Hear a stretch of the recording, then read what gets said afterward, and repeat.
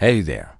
Tonight, we are stepping into the shadows of the past, but not the romantic ones you might expect. We are not looking at the heroes in shining armor or the kings on high thrones. We are looking at the people who stand in the mud, waiting for hours in the freezing rain, just to do a job that no one will ever thank them for. We are looking at the history of the contract killer. You might think this life is full of intrigue. It is not. It is mostly just cold, wet, and incredibly boring. You are lying on a mattress stuffed with old straw. The straw has broken down over months of use, turning into a fine, dusty powder that smells faintly of mildew and dried herbs.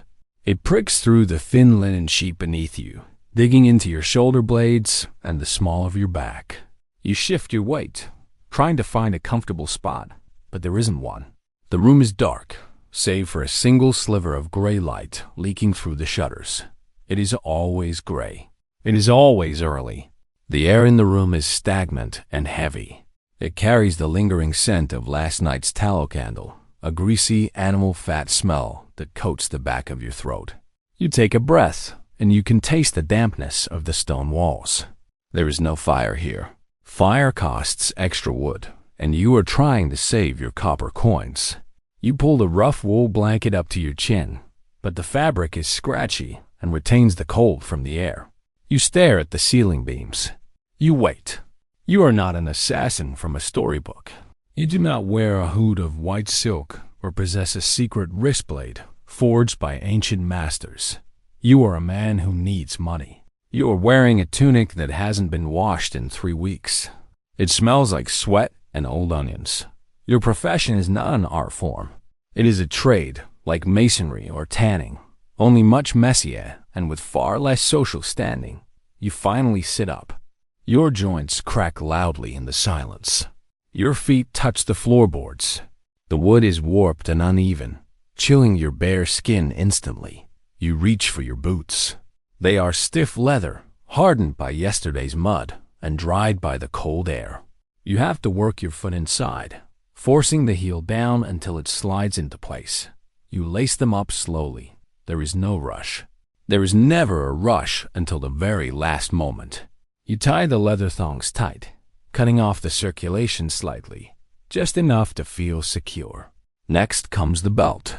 It is a thick strip of cowhide, cracked along the edges where you have bent it thousands of times. You fasten it around your waist. It carries the weight of your tools, a knife, a pouch, a small length of rope. The knife is not a legendary sword. It is a piece of sharpened iron with a wooden handle wrapped in leather. You run your thumb along the flat of the blade. It feels greasy from the oil you use to prevent rust. You stand up and stretch. The room seems smaller when you are standing. There is a pitcher of water on a small wooden stool in the corner. You break the thin film of ice on the surface with your knuckle. The water is shocking against your face. It wakes you up more effectively than wine ever could. You scrub the sleep from your eyes with rough hands. You dry your face with the edge of your tunic. You are ready. You are awake. You are invisible. You leave the room. The stairs creak under your weight, a low groan of timber that echoes in the quiet hallway. The inn is still asleep. You can hear the rhythmic breathing of other travelers behind closed doors. They are merchants, pilgrims, perhaps a minor knight. They have lives. They have names. You are just a shadow passing through their mourning. You reach the common room below. The ashes in the great hearth are gray and cold. The air smells of stale ale and roasted meat. You step outside. The city is awake before the sun. The sky is a bruised purple, heavy with clouds that promise rain later in the day. The street is a river of mud. It sucks at your boots with every step, a squelching sound that underpins the morning. You pull your cloak tighter. It is made of heavy wool, dyed a dull brown to match the dirt. It is not designed for style. It is designed to keep you warm and to make you look like nothing at all. You walk towards the market district. The smell changes here. It shifts from the wood smoke of the residential quarter to the sharp tang of animal waste and rotting vegetables. Carts are already moving. You hear the wooden wheels grinding against the cobblestones. Donkeys bray in protest as they are loaded with crates. You keep your head down, You do not make eye contact. To look someone in the eye is to be remembered. You do not want to be remembered. You want to be a ghost. You find a spot near a bakery. The heat from the oven spills out into the street. A small mercy in the morning chill. You smell the yeast and the baking flour. It makes your stomach grow. A hollow ache that reminds you that you haven't eaten, but you don't buy bread. Not yet. You are here to meet a man. He is not a king. He is not a bishop. He is a middleman, a fixer. He is the bridge between the gold and the blood. You lean against a wooden post. The wood is damp and slick with moss on the north side. You cross your arms.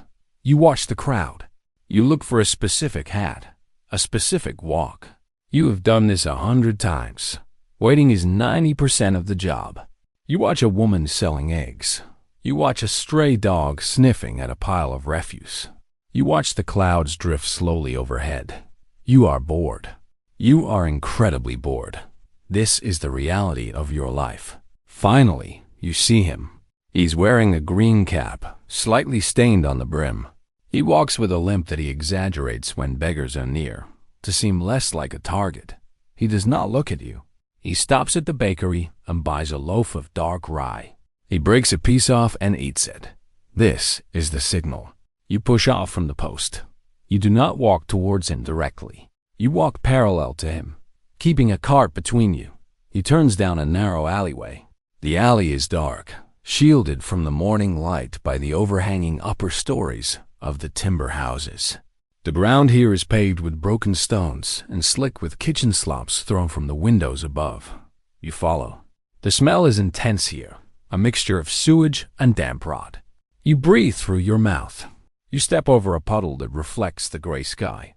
You check behind you. No one is watching. No one cares. He stops near a rain barrel. He turns to face you. He has a face that you will forget in an hour. Ordinary eyes.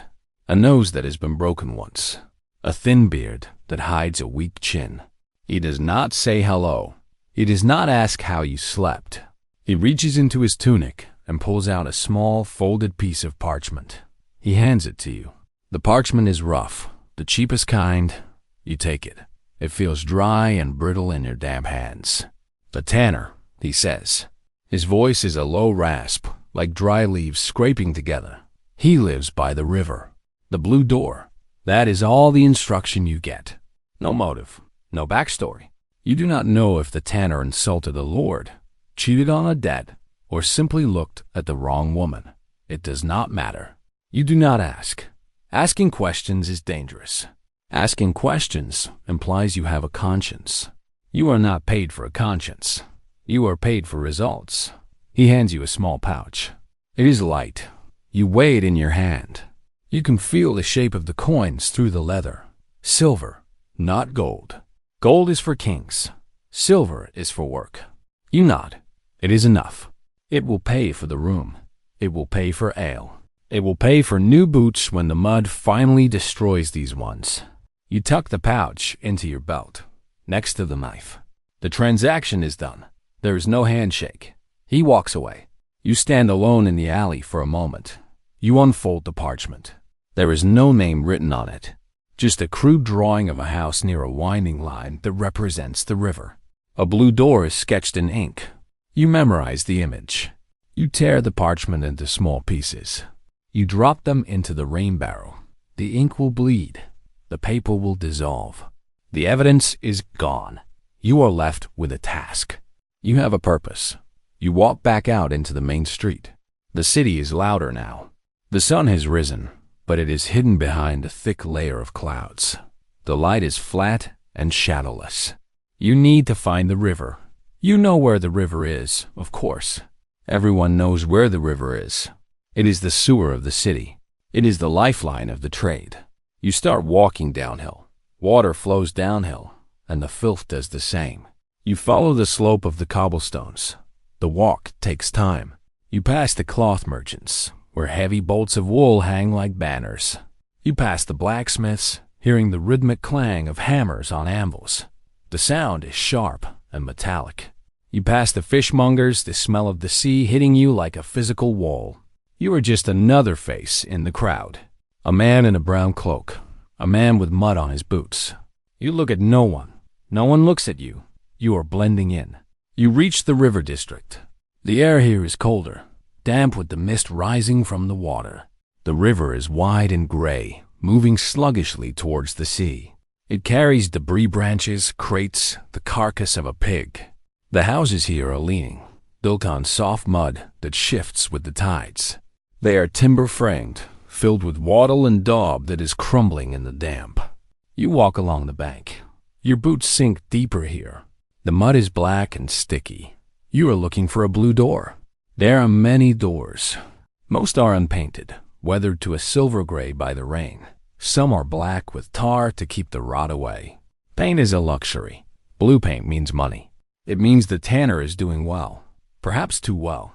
Perhaps that is why you are here. Envy is a powerful motivator for your employers. You scan the row of houses.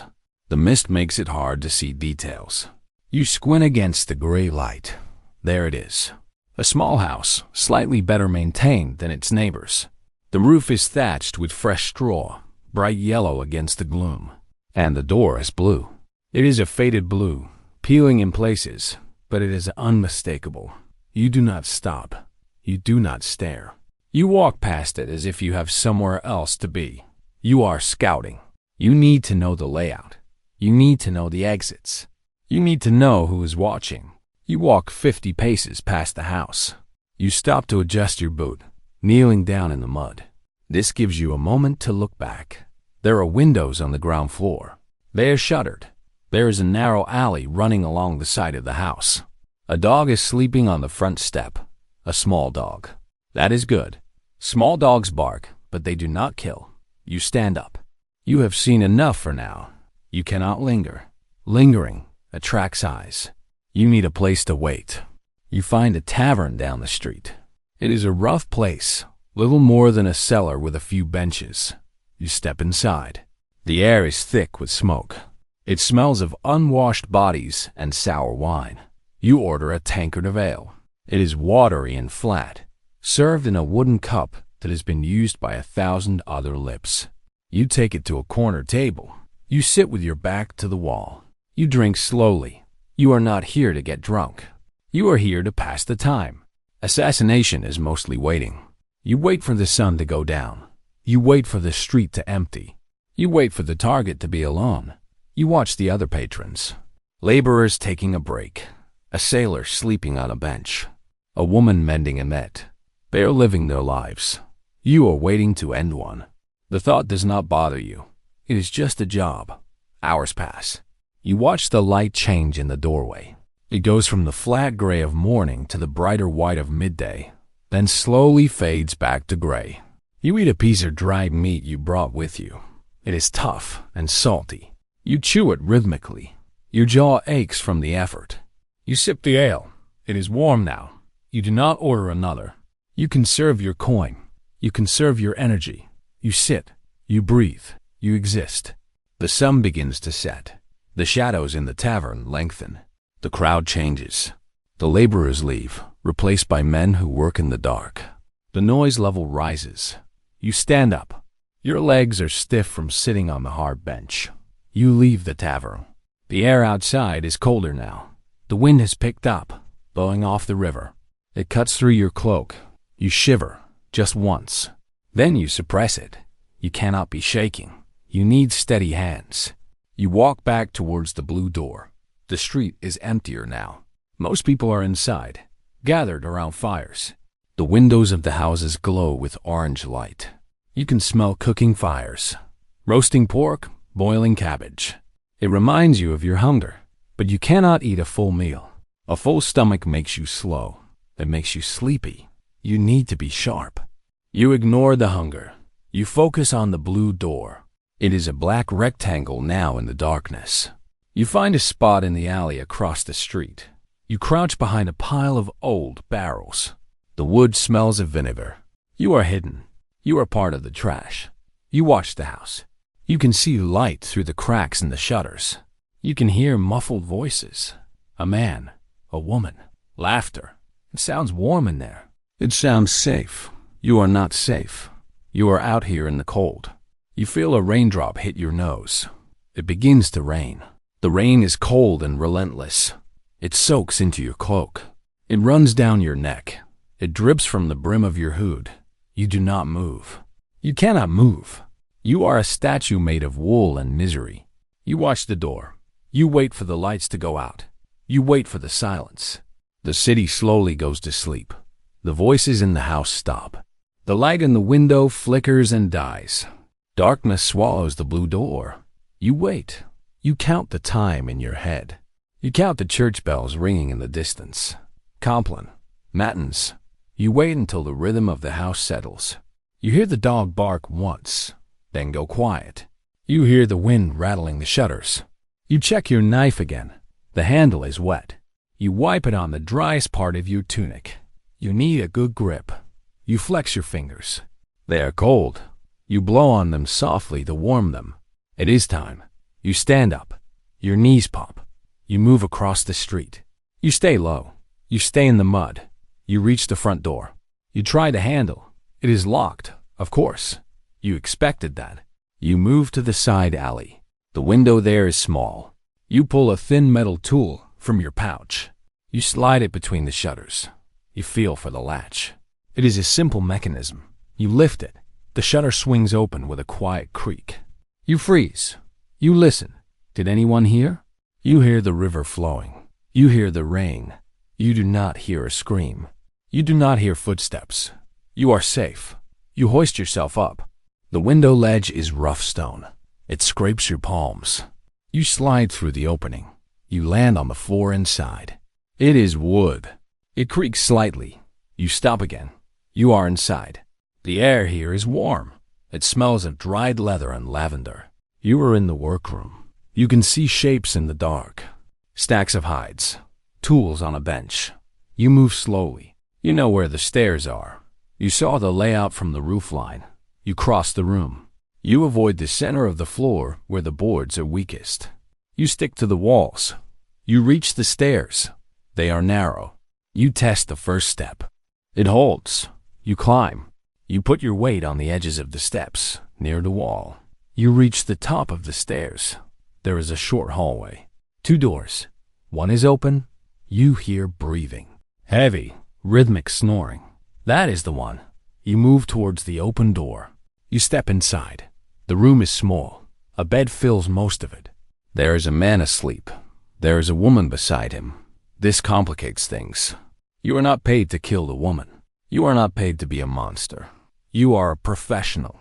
You have to be precise. You approach the side of the bed. The floorboards groan.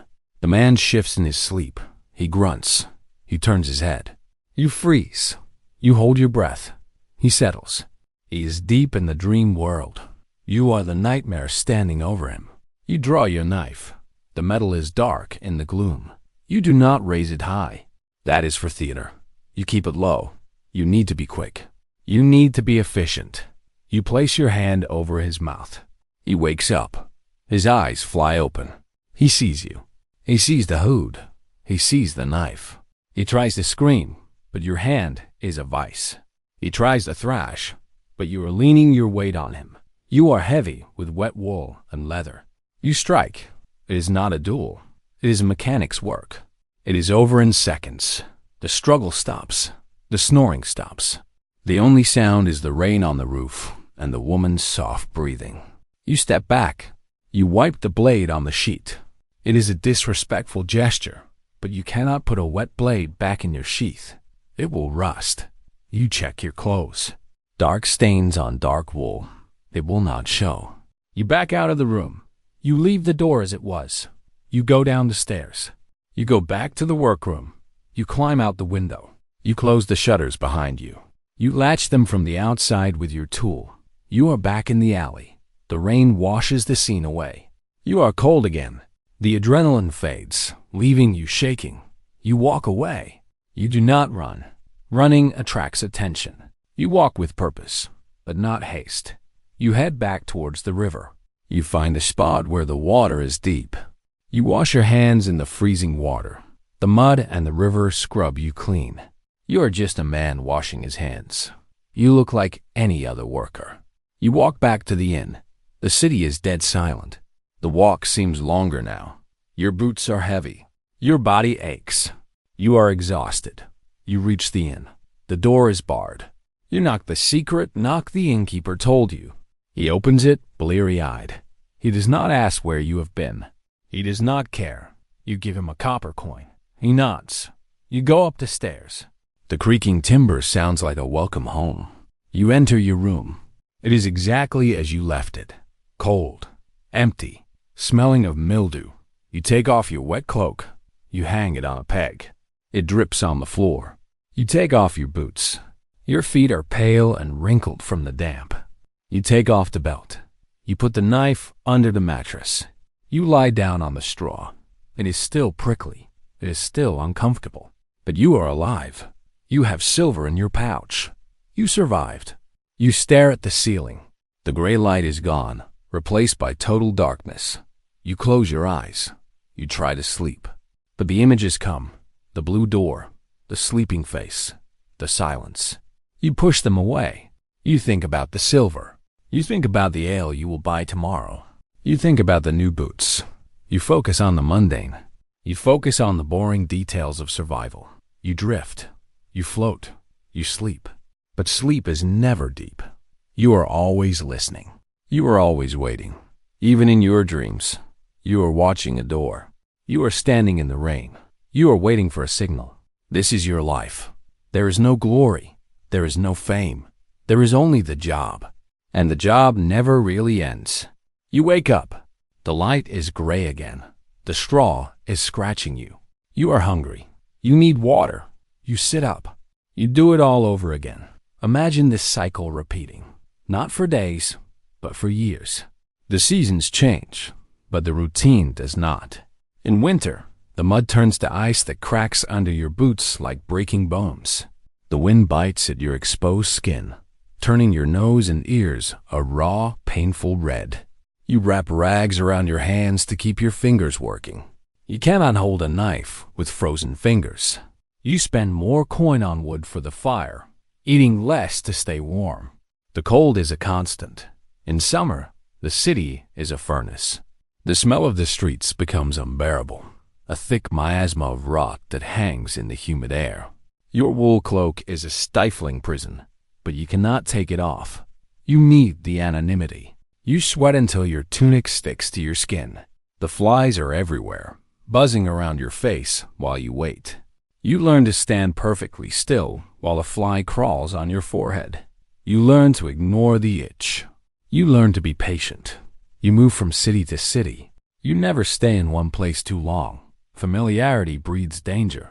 If the baker knows your face, if the innkeeper knows your name, it is time to leave. You pack your meager belongings. The knife, the spare tunic, the pouch of coins. You walk the roads between towns. The roads are dangerous, filled with bandits and desperate men. But you are a dangerous man too. You walk with a confidence that makes them hesitate. You look like you have nothing to lose. You arrive in a new town. It looks exactly like the last one. The same narrow streets, the same timber houses, the same smell of wood smoke and waste. You find a new inn. You find a new mattress of old straw. You find a new fixer.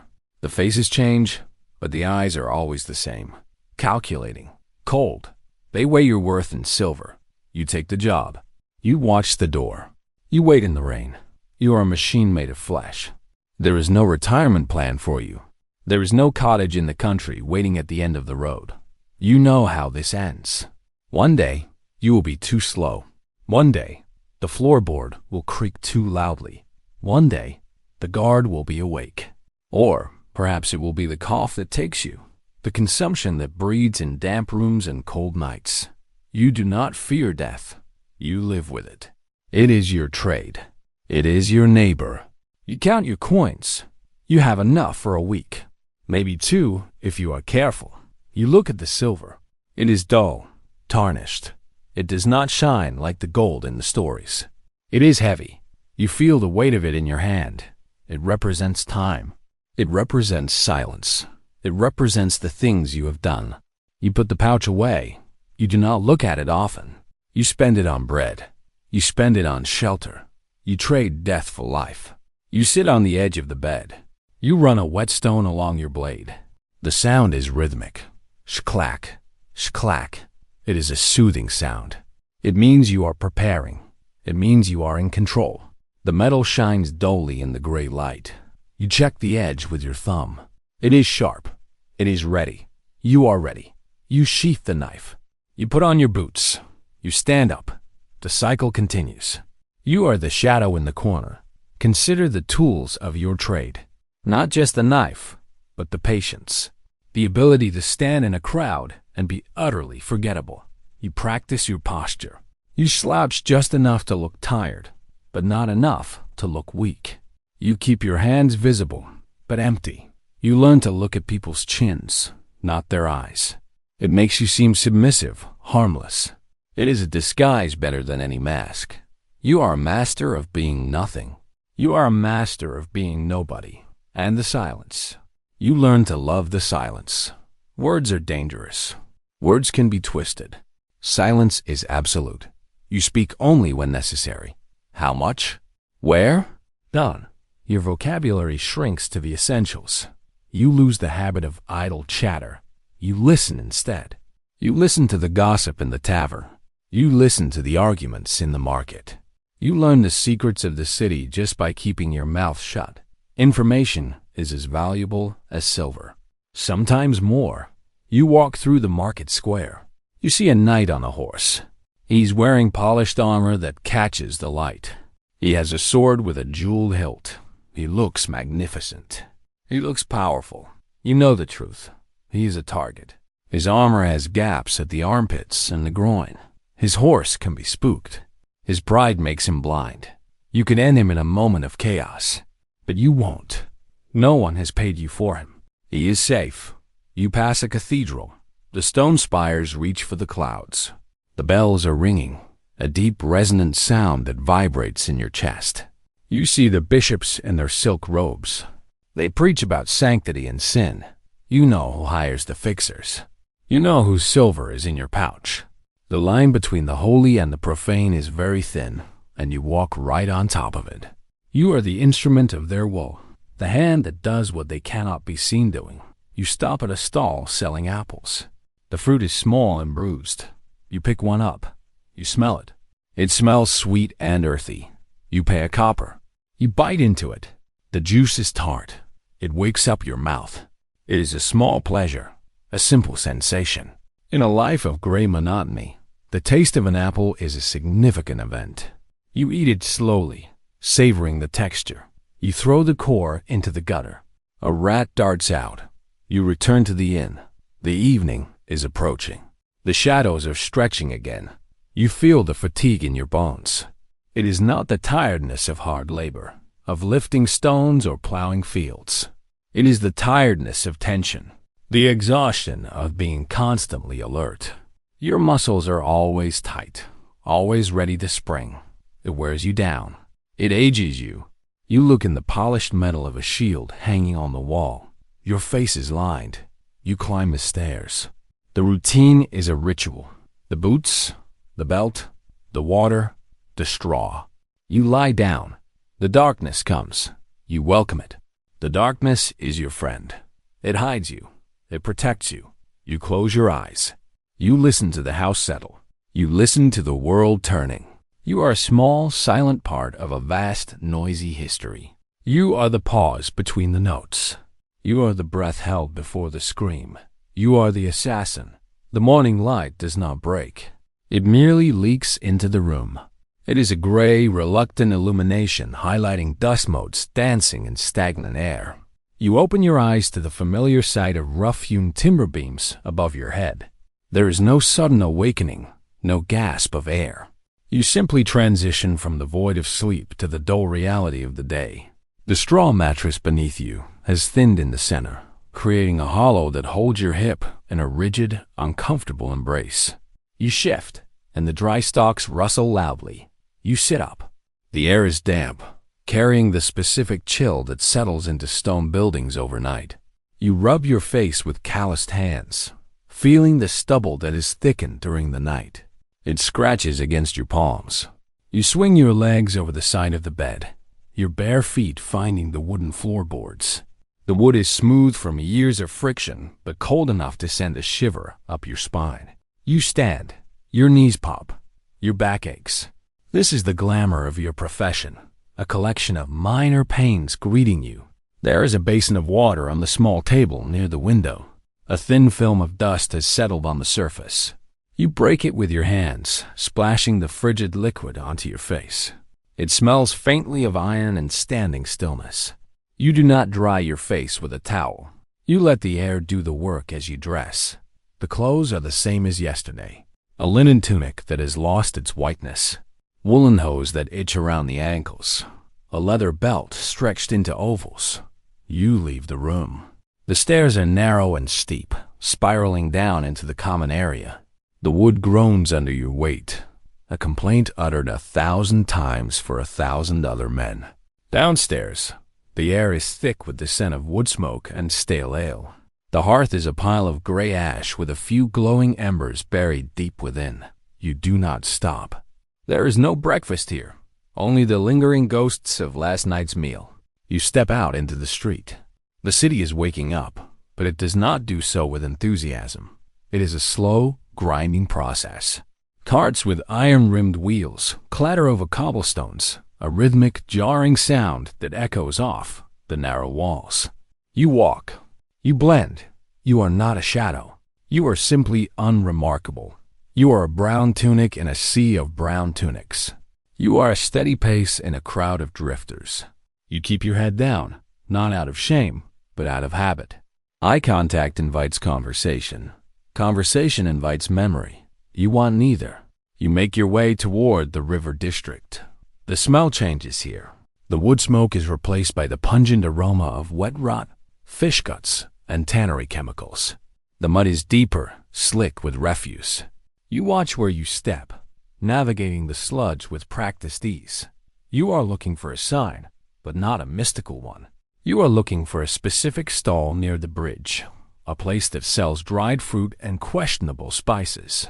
This is how the work finds you, not with a whisper, but with a nod over figs. The merchant is a man of considerable girth, his apron stained with the juice of crushed berries. He does not resemble a criminal mastermind. He looks like a man who cheats on the weight of his flour. You approach the stall.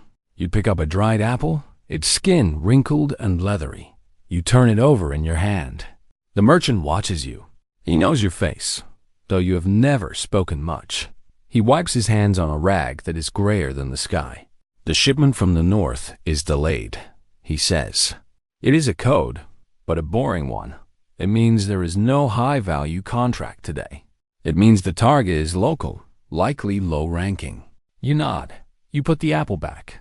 But, he adds, shifting his weight, the ledger requires balancing.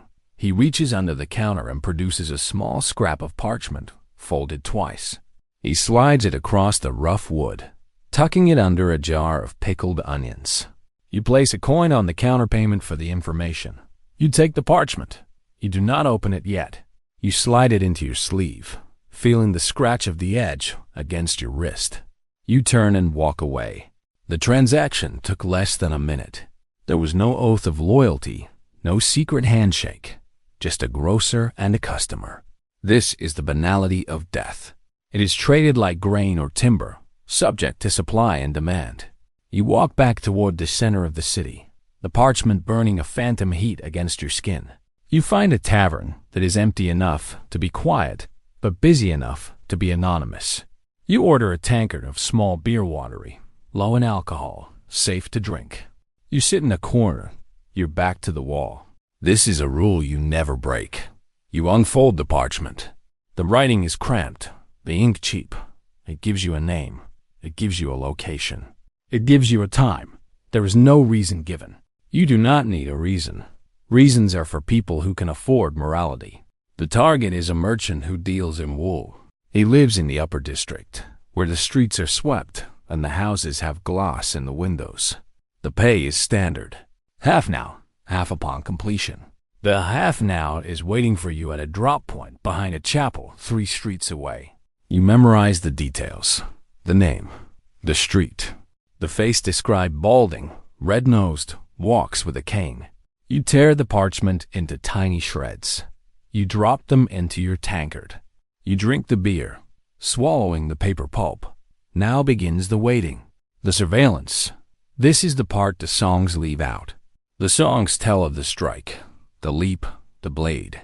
They do not tell of the 3 days you spend sitting on a crate in an alley, watching a front door. You leave the tavern and make your way to the drop point. You find a loose stone in the wall behind the chapel. You pry it open. Inside is a small leather pouch. You weigh it in your hand. It is light, but heavy enough. You go to the upper district. You do not enter the main streets. You stay on the periphery, observing the flow of traffic.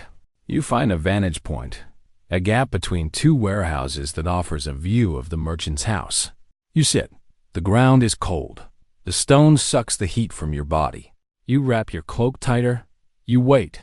You watch the sun move across the sky. You watch a cat chase a rat. You watch a maid shake a rug out of a window. You watch the door. An hour passes. Then 2.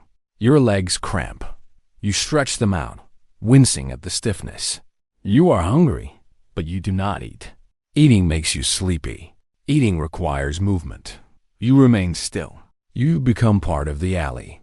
You are as interesting as the rain barrel, as threatening as the discarded crate. People walk past the opening of the alley. They do not see you. They see a bundle of rags, a shadow. They look away. Their eyes slide off you. This is your superpower. You are boring. The merchant comes out at noon. He matches the description. Balding, red-nosed, cane. He is arguing with a servant. His voice is shrill, grating. He looks like a petty tyrant, a man who enjoys the small amount of power he has. You do not feel anger. You do not feel hate. You feel a professional assessment. He is slow. He is distracted. He has no guards, only a servant who looks bored. This will not be a difficult job. It will be a logistical one. You note the limp in his left leg. You do not strike today. Today is for learning. You follow him, keeping a safe distance. You are 50 paces behind, on the other side of the street. You stop when he stops to look at a display of silks. You move when he moves. You learn his rhythm. You learn his route. He goes to the Guildhall. He stays for 2 hours. He goes to a tavern, a nice one with glazed windows. He stays for 1 hour. He walks home. The routine is established. Men like this are creatures of habit. You return to your vantage point the next day, and the next. The repetition is numbing. You learn that he leaves his house at the same time every morning. You learn that the servant often lags behind. You learn that there is a blind corner near the Guildhall where the street narrows. That is the spot. It offers 3 exit routes. It is shadowed even at noon. It is perfect. You decide on the 3rd day. You do not feel excitement. You feel a sense of impending closure, like finishing a chore. The night before the act is the longest. You sit in your room, the candle burning low. You sharpen your blade. It is a short knife, plain steel, wooden handle. It is not a legendary weapon. It has no name. It is a tool, like a carpenter's chisel or a butcher's cleaver. You run the whetstone along the edges. HHK, shucks, HHK. The sound is rhythmic, hypnotic. You test the edge on your thumb. It bites the skin. It is ready. You oil the metal. The smell is familiar, comforting. You sleep, but it is a light sleep. You dream of walking, just walking. Endless roads, endless mud. You wake before dawn. The routine begins again. Water, face, clothes, belt, knife. You do not eat. You drink a cup of water. You leave the boarding house. The city is still dark. The fog is thick this morning, rolling off the river in heavy gray waves. It is good weather for business. The fog muffles sound. The fog hides faces. You walk to the upper district. You arrive at the narrow street near the Guildhall. You tuck yourself into a doorway. The stone arch protects you from the drizzle that has started to fall. You are early. You are always early. Being late is a fatal error. You wait. The dampness seeps into your wool tunic. You smell whetstone and the faint metallic scent of the river. You breathe slowly, in through the nose, out through the mouth. You lower your heart rate. You are not a predator. You are a rock. Footsteps. The tap-tap-tap of a cane. The heavy tread of the merchant. The lighter shuffle of the servant. They are coming. You do not tense up. Tension slows you down. You relax. You let your arms hang loose. You let your mind go blank. You focus only on the sound. The tapping gets louder. They are approaching the corner. They are 10 paces away. 5, 3. You step out. It is not a duel. It is not a fight. It is a collision. You step into his path. He looks up, startled. His mouth opens to ask a question, perhaps to demand why you are blocking his way. He sees your eyes. He sees the blankness there. He understands, but too late. You step in close. The smell of his perfume, rose water, and musk is overpowering. You strike. It is a single, efficient motion. Up and under the ribs. The knife goes in easily. You twist. You pull. He makes a sound. Not a scream, but a gasp. A sharp intake of air that turns into a gurgle. He grabs your tunic. His hands are soft, frantic. You push him away. He stumbles back, dropping his cane. The servant is frozen, eyes wide, a basket of scrolls in his hands. You do not look at the servant. He is not part of the contract. You turn. You walk away. You do not run. Running attracts attention. You walk quickly, purposefully, like a man who is late for an appointment. You turn the corner. You take the first left, then a right. You navigate the maze of streets you memorized. You listen for the shout, the alarm. It comes a few seconds later. The voices are thin in the fog. They are behind you. They belong to a different world now. You are already gone. You strip off the outer tunic as you walk, revealing a different colored shirt. You roll the tunic into a ball and shove it under a pile of refuse. You change your walk. You are no longer the assassin. You are a laborer returning from a shift. You make your way to the river. You wash the knife in the gray water. The blood swirls away, dissolving into the current. It is gone. The evidence is gone. The act is finished. You feel a strange hollowness. The tension is gone, replaced by a dull fatigue.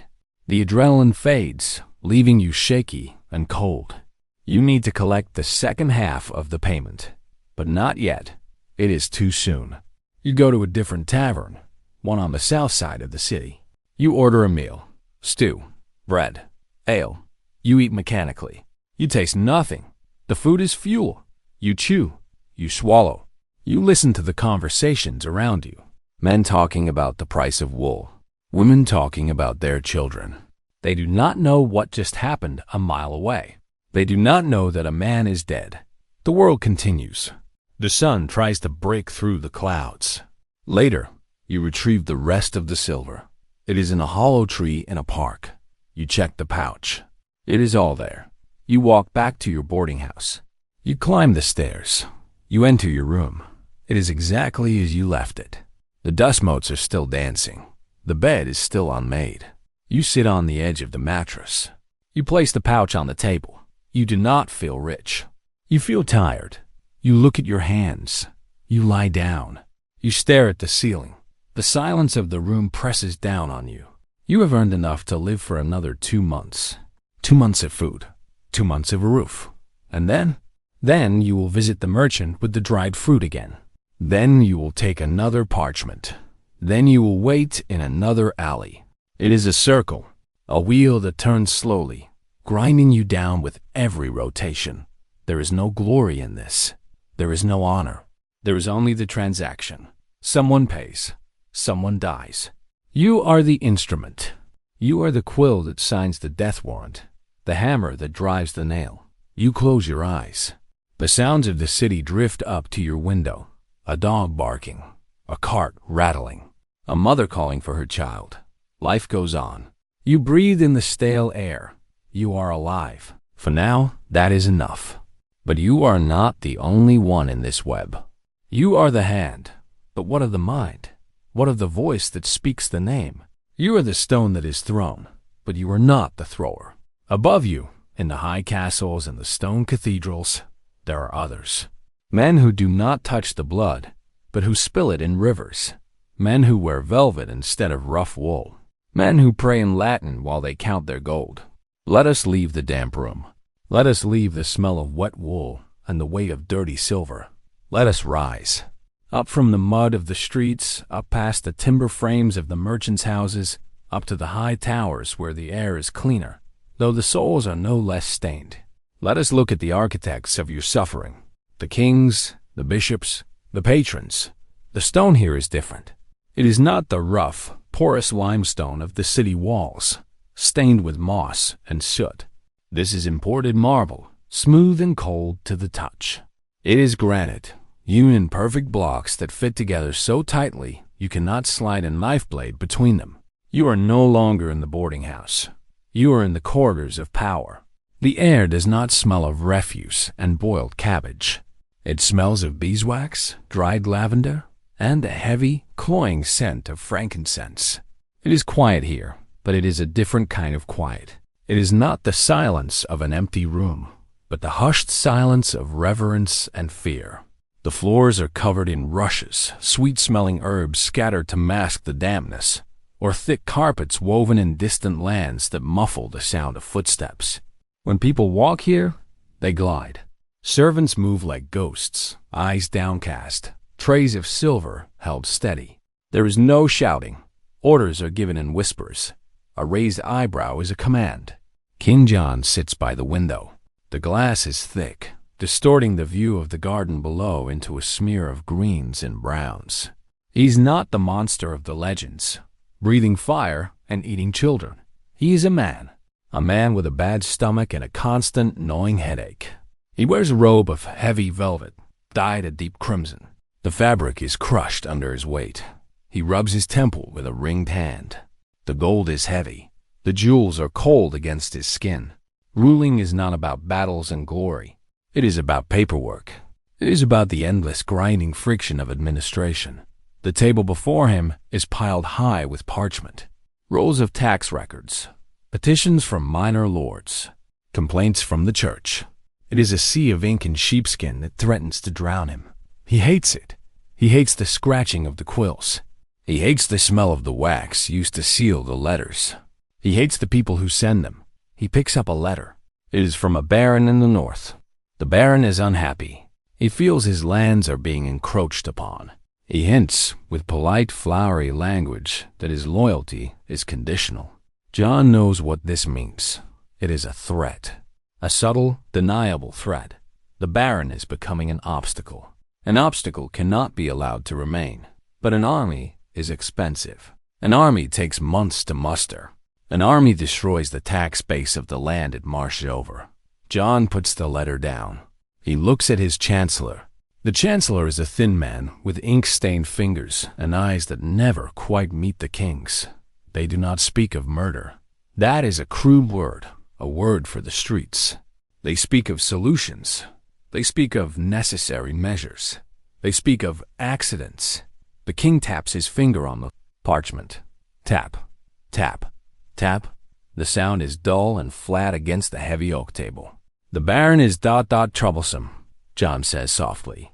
The chancellor nods. He understands. He pulls a ledger from his stack. It is a black book, bound in leather that is cracked with age. He opens it. The pages are filled with names. Some are crossed out. Some are circled. He dips his quill in the inkpot. The scratch of the nib on the paper is the loudest sound in the room. He writes the baron's name. Beside it, he writes a sum. The payment will not be in silver coins handed over in a sack. That is for the common laborers of death. For a job like this, the currency is different. It is a title. It is a pardon for a past crime. It is a deed to a small plot of land near a forest. The man who performs the deed will not be a desperate drifter. He will be a professional, perhaps a disgraced knight or a mercenary captain looking for a way back into society. The king sighs. He reaches for a goblet of wine. The metal is cool. The wine is sweet, spiced with cinnamon to hide the fact that it is turning to vinegar. He drinks. He feels the warmth spread in his chest. He has just ordered a man's death. He feels nothing. No guilt, no thrill. just the satisfaction of crossing an item off a list. It is administrative work. It is pest control. The baron was a weed. The king is the gardener. But it is not just kings who wield the pen of death. Walk down the corridor, past the guards who stand like statues, their halberds gleaming in the torchlight. Enter the solar of the bishop. The room is warmer here. A large fire crackles in the hearth. The walls are hung with tapestries depicting saints and martyrs. The irony is lost on the occupant. The bishop is reading a holy text, his lips moving silently as he parses the Latin. The church is a vast machine. It owns land. It collects tithes. It commands armies of the soul. And like any machine, it has friction. There are heretics who speak too loudly. There are rival bishops who covet the same diocese. There are princes who refuse to bend the knee. The bishop closes his book. He clasps his hands in prayer. His hands are soft, unblemished by labor. He wears a ring with a large amethyst. He has a problem. A preacher in a nearby town is stirring up the peasants. The preacher speaks of poverty, of the corruption of the clergy. He asks why the bishop eats roast swan while the people eat turnip stew. This is dangerous. Ideas are more dangerous than swords. A sword can kill a man, but an idea can kill a hierarchy. The preacher must be silenced, but he cannot be arrested publicly. That would make him a martyr. The bishop rings a small silver bell. A monk enters. He is hooded, his face a mask of obedience. The bishop speaks in a low, melodic voice. He talks of the peace of the realm. He talks of protecting the flock from wolves. He does not say, kill him. He says, ensure he can no longer spread his lies. The monk bows. He knows a man who owes the church a favor. A man who needs absolution for a terrible sin. The deal is struck. The payment is not gold. It is salvation. The assassin will be given a plenary indulgence. His sins will be wiped clean. He will be guaranteed a place in heaven, provided he sends the preacher there first. It is a transaction of the soul. The bishop smiles benevolently. He believes he is doing God's work. He convinces himself that the stability of the church is worth one life. He picks up his book again. He reads about mercy. The ledger of death is vast. It is kept in the minds of the powerful. It is a balance sheet of threats and assets. The assassin in the muddy street is just a line item, an expense, a tool to be used and discarded. The king and the bishop do not sleep in drafty rooms. They sleep in beds of down feathers, under sheets of fine linen. But they do not sleep well. King John wakes in the night. He hears a sound. A floorboard creaking? A curtain rustling? He sits up, his heart hammering against his ribs. He calls for his guards. They rush in, swords drawn. The room is empty. It was just the wind, but the fear remains. The king knows that he is not the only one who hires shadows. He knows that his name could be on someone else's ledger. He checks the lock on his door. He trusts no one. The paranoia is the price of the crown. The higher you climb, the more targets you present. The king builds thicker walls. He hires food tasters. He employs spies to watch his spies. He creates a bureaucracy of suspicion. Every meal is a potential execution. Every shadow in the hallway is a potential killer. He lives in a prison of his own making. The gold on his head is a target. The velvet robes are a bullseye. And the bishop? He fears the judgment of history, and perhaps, in the deepest recesses of his mind, the judgment of God. He surrounds himself with beauty to distract from the ugliness of his actions. He commissions paintings, builds spires, funds choirs. He tries to buy his way out of the moral debt he has accrued, but the silence of the cathedral at night is heavy. The stone statues seem to watch him. The painted saints follow him. The system feeds itself. The king hires the assassin to kill the baron. The baron's son hires an assassin to kill the king. The bishop hires an assassin to kill the heretic. The heretic's followers turn to violence. It is a great grinding wheel of cause and effect. And lubricating the wheel is gold, land, and promises of paradise. But there was one group who took this system and perfected it. One group who did not just hire assassins, but created them. They stripped away the greed, the fear, and the hesitation. They built a machine made of human flesh and unwavering belief. They did not operate from the gilded halls of London or Paris. They operated from the roof of the world, from the mountains where the air is thin and the eagles fly. Far to the east, in the Elborz Mountains, a fortress clings to the rock. The walls are sheer, dropping thousands of feet into the valley where mist gathers in white pools. The wind screams constantly, a high, thin sound that scours the stone. There is only one path up, steep and treacherous. This is Alamut, the eagle's nest. Here, the transaction is not about silver coins or deeds to land. It is about something far more potent. It is about the absolute control of the human mind. But that absolute control found in the high peaks of the East was a distant rumor to the heavy courts of the West. Here, in the damp river valleys of France and the fog-laden banks of the Thames, death was not a spiritual discipline. It was a bureaucratic necessity managed by men who wore velvet rather than rough wool. They smelled of rosewater and roasted boar. We must descend from the thin air of the mountain to the thick, stagnant air of the royal chamber to observe the patrons. You are no longer the one shivering in the dark with a knife. You are now observing the one who purchased the knife. Consider the weight of a crown. It is not merely a metaphor for responsibility, but a physical object. It is a band of cold gold that presses against the temples, restricting blood flow and causing a dull, persistent ache behind the eyes. King John of England sits in a high-backed chair carved from dark oak.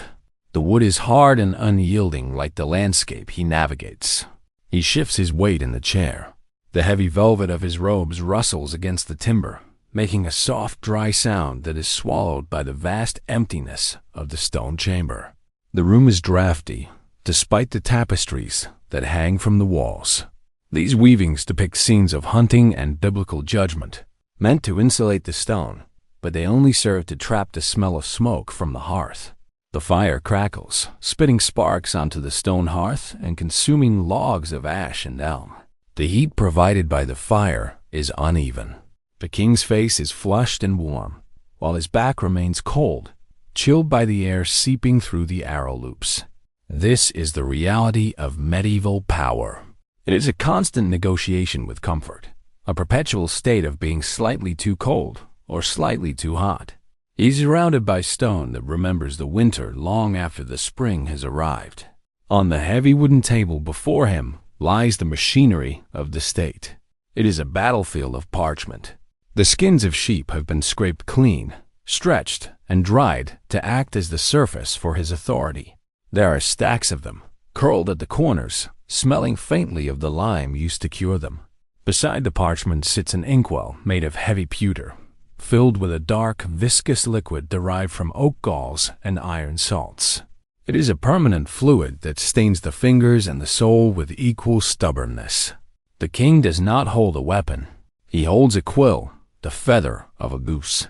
He's reading a report from a seneschal in the north. The handwriting is tight and cramped, the work of a scribe who's trying to save expensive vellum. The report details the movements of a baron who has been speaking too loudly in the taverns. It is a man who has forgotten that his lands are held only by the grace of the crown. The king reads slowly. His eyes trace the lines of Latin, following the loops and the harsh strokes of the letters. He is not angry. Anger is an emotion for the young, for those who have not yet learned that treason is as natural as the turning of the seasons. He is merely tired. The fatigue is a physical weight that settles in his shoulders, a heaviness that no amount of sleep can truly lift. He looks up from the parchment. Standing in the shadows of the room, just beyond the circle of light cast by the candles, is a man.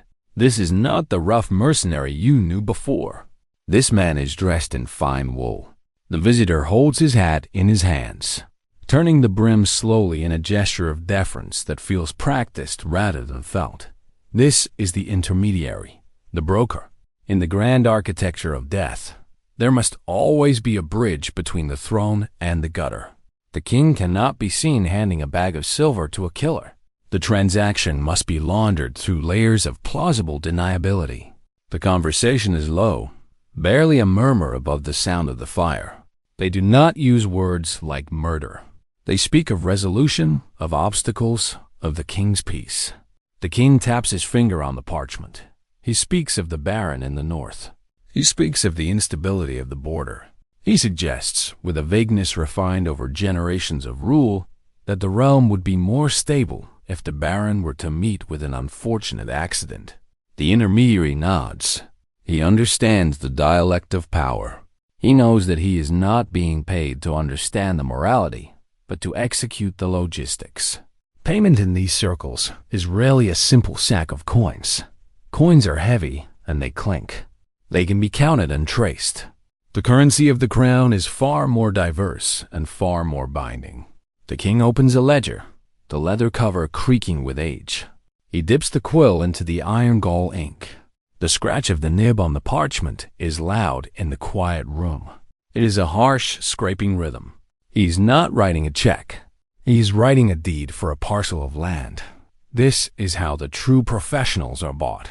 Not with silver that can be spent in a week, but with the promise of a future. The intermediary accepts the parchment. He rolls it carefully, tying it with a simple leather thong. There is no handshake. To touch the king is forbidden. To touch the man who hires the shadows is unwise. The intermediary bows, a fluid motion of the waist, and backs away towards the heavy oak door. The iron hinges groan as the door opens, admitting a draft. To the right of the hearth, seated on a stool that is slightly lower than the king's chair, sits a bishop. He has been there the entire time, silent and motionless as a statue carved from marble. His robes are purple, heavy with embroidery, the gold threads catching the flickering firelight. He is the moral anchor of the room. He is the assurance that what happens here is not merely political, but ordained. In the medieval mind, the king is anointed. Therefore, the enemies of the king are enemies of God. The bishop shifts, the heavy fabric of his vestments sliding over itself with a sound like whispering sand. He does not look at the king. He looks into the fire, watching the wood turn to ash. He knows the Baron in the north. He knows the man has a wife, children, and a chapel where he prays. But the bishop also knows the stability of the realm requires unity, and unity requires the excision of discordant voices. He lifts a cup of wine to his lips. It is watered down.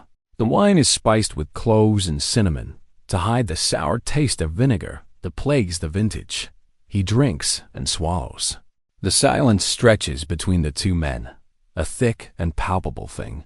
The king picks up another document. It is a close roll, a long sheet of parchment containing the private letters of the chancery.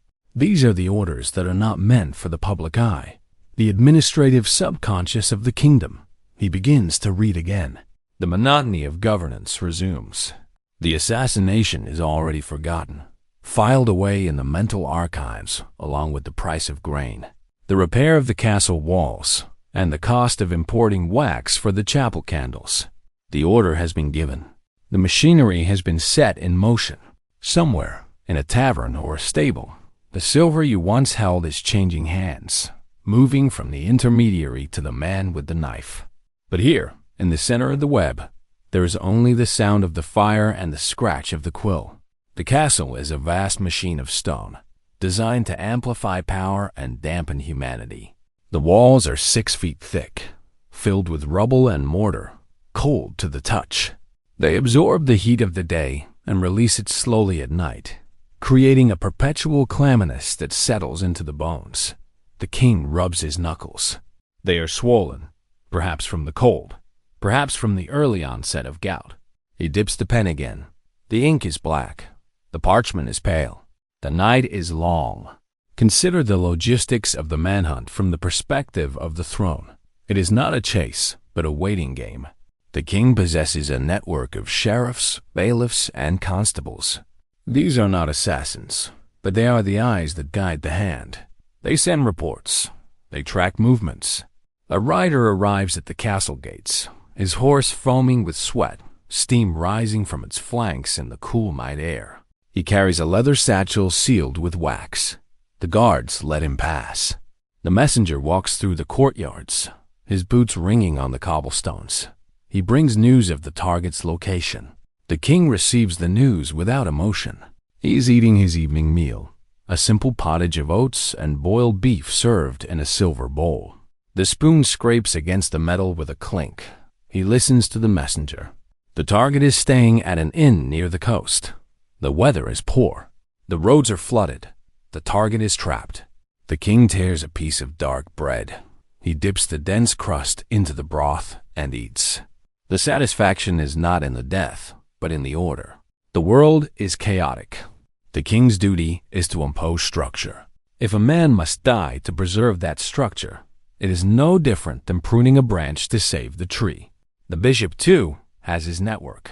The church is the original intelligence agency of the medieval world. Every parish has a priest. Every priest hears confessions. Information flows upward, from the village confessional to the cathedral chapter. Finally, the information reaches the ear of the bishop. He knows who is loyal. He knows who is disgruntled. He knows who has been hiding grain from the tax collector. He shares this information with the king, not out of malice, but out of a shared interest in the hierarchy. They sit together, the crown and the mitre, discussing the fate of men as if they were discussing the placement of chess pieces.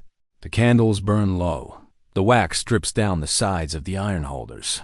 The cascades of wax freeze into erratic shapes. The air in the room grows stale, thick with the smell of burnt tallow and the lingering scent of the meal. The king signals for a page to bring fresh wine. The boy enters, sleepy-eyed, stumbling slightly in his soft shoes. He pours the wine from a ceramic jug. The liquid is dark red, almost black in the dim light. The king drinks. The acid cuts through the grease of the beef. He sighs. It is a sigh of profound boredom. The power of life and death is, in the end, a tedious administrative task. There is no glory in this room. There is no adrenaline. There is only the weight of the institution. The king is trapped by his own power, bound by the endless requirements of the state. He cannot leave. He cannot sleep until the rolls are signed. He is a prisoner in his own castle, guarded by the very men he pays to protect him, fearful of the very shadows he employs. He looks at the window. It is dark outside, pitch black. He cannot see the stars. He can only see the reflection of the room in the glass, the distorted image of the fire, the table, and his own face, pale and weary. Thus, the warrant is dispatched. It travels out of the castle, carried by a rider who knows only that he must deliver the scroll to a man in a specific town. The rider does not know the contents.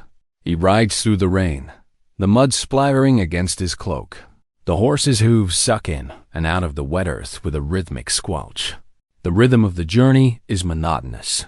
The road is long. The trees crowd close to the path, dripping water onto the traveler. This is the infrastructure of assassination. It is a series of boring, uncomfortable journeys undertaken by men who are just doing their jobs.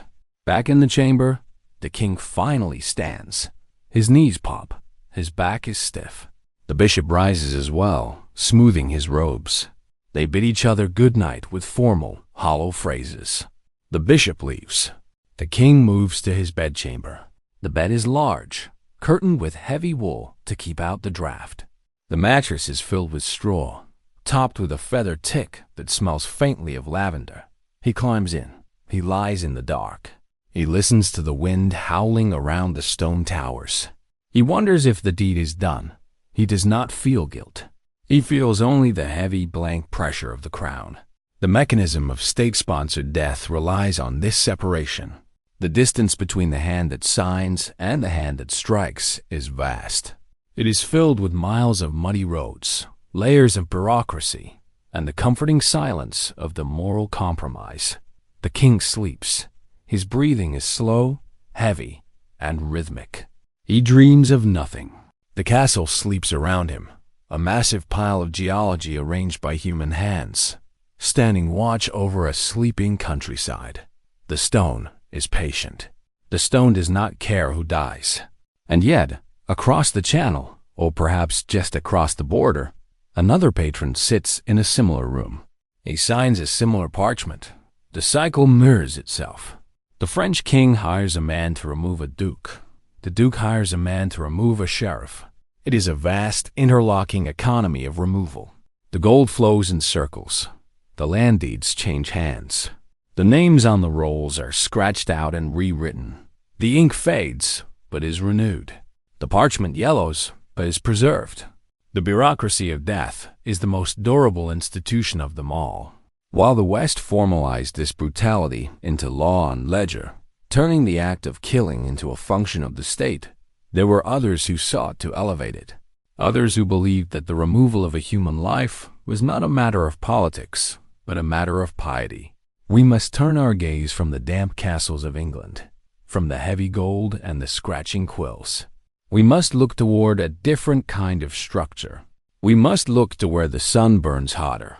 We look where the shadows are sharper. This is where the architecture of death was built not on the valley floor, but on the spine of the world. Imagine the silence of the high desert. It is different from the silence of the stone room. It is vast, open, ringing with the absence of sound. The wind does not howl around corners.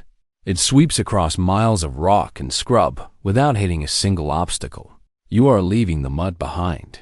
You are leaving the heavy velvet and the smell of roasted meat. You are moving towards the scent of dry earth, of sun-baked stone, of herbs that grow only in the cracks of the cliffs. The air gets thinner. The light gets brighter. The horizon expands until it curves. This is the transition to the vertical. The patron here is not a king who inherited his crown.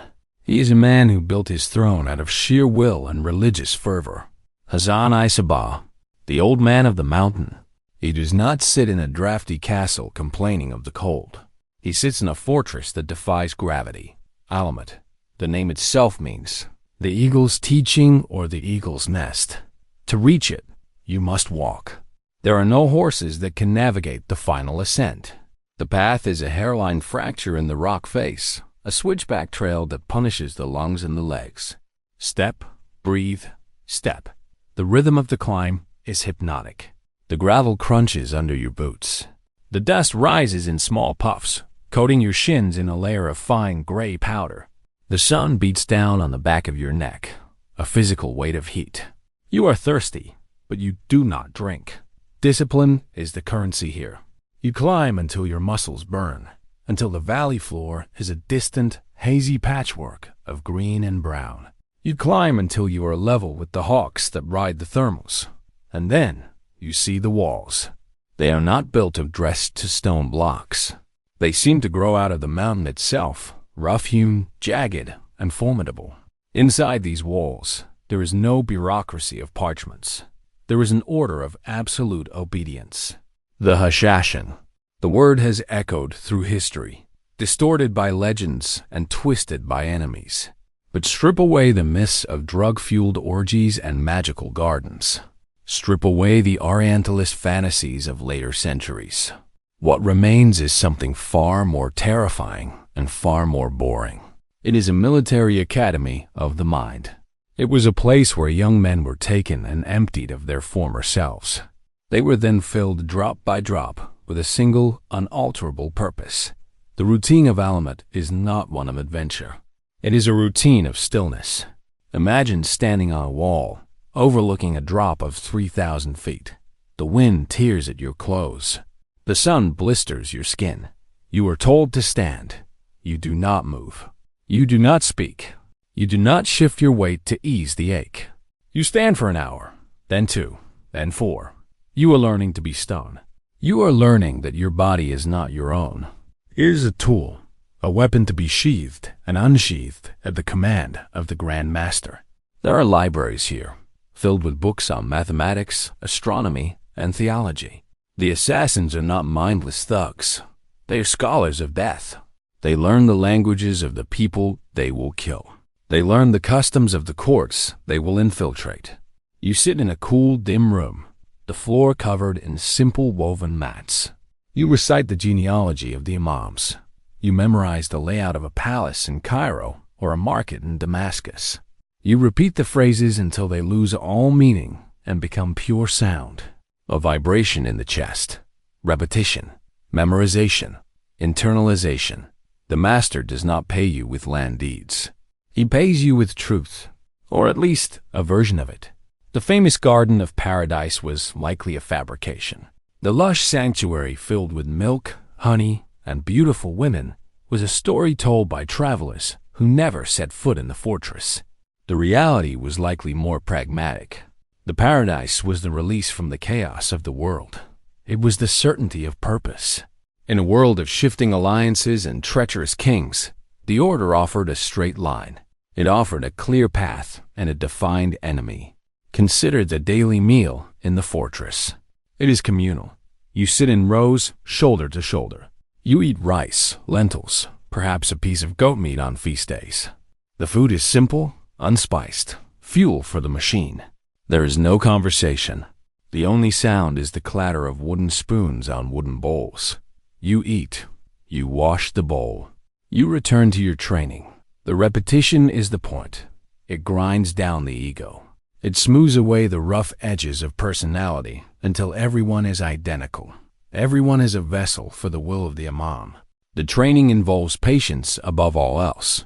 You are taught to wait not for hours, but for months. You might be sent to a city, told to pose as a merchant, a beggar, or a scholar. You must live that life. You must sell your cloth, beg for your bread, or teach your students. You must wake up every morning and be that person. You must be boring. You must be invisible. And you must wait for the signal. It might come in a year. It might come in 5. You are a sleeper agent in the 12th century, a loaded crossbow sitting on a shelf, gathering dust, waiting for the trigger to be pulled. When the order comes, it is not a dramatic scroll sealed with wax. It is a whisper, a nod, a token passed in a crowded market. And then, the transformation occurs. The merchant vanishes. The weapon appears. The act itself is public. This is the crucial difference.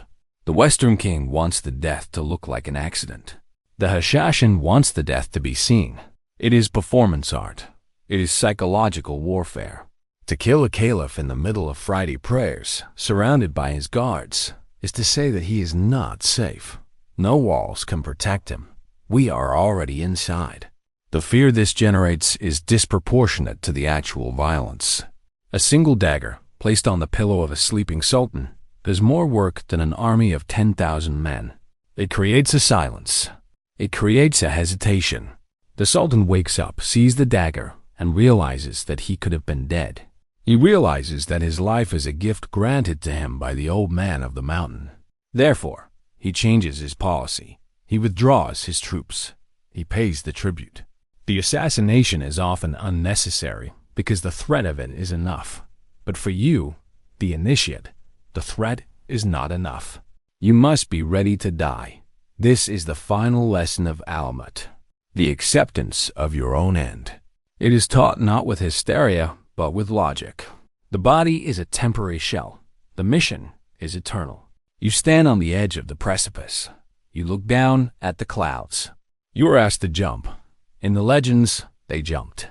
In reality, the willingness was the test. To stand on that edge, feeling the updraft, knowing that gravity is waiting, and to have no fear of the fall. That is the power. The sun sets behind the Zagros Mountains. The sky turns a deep purple. The sky fades to black. The stars come out, sharp and cold in the thin air. You lie on your mat. The stone floor is hard. The blanket is thin.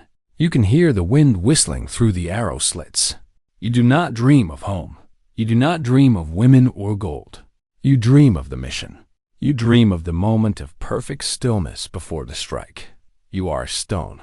You are a shadow. You are a legend in the making.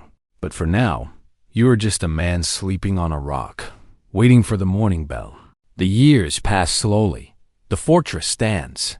The kings in the west die of gout or old age or poison.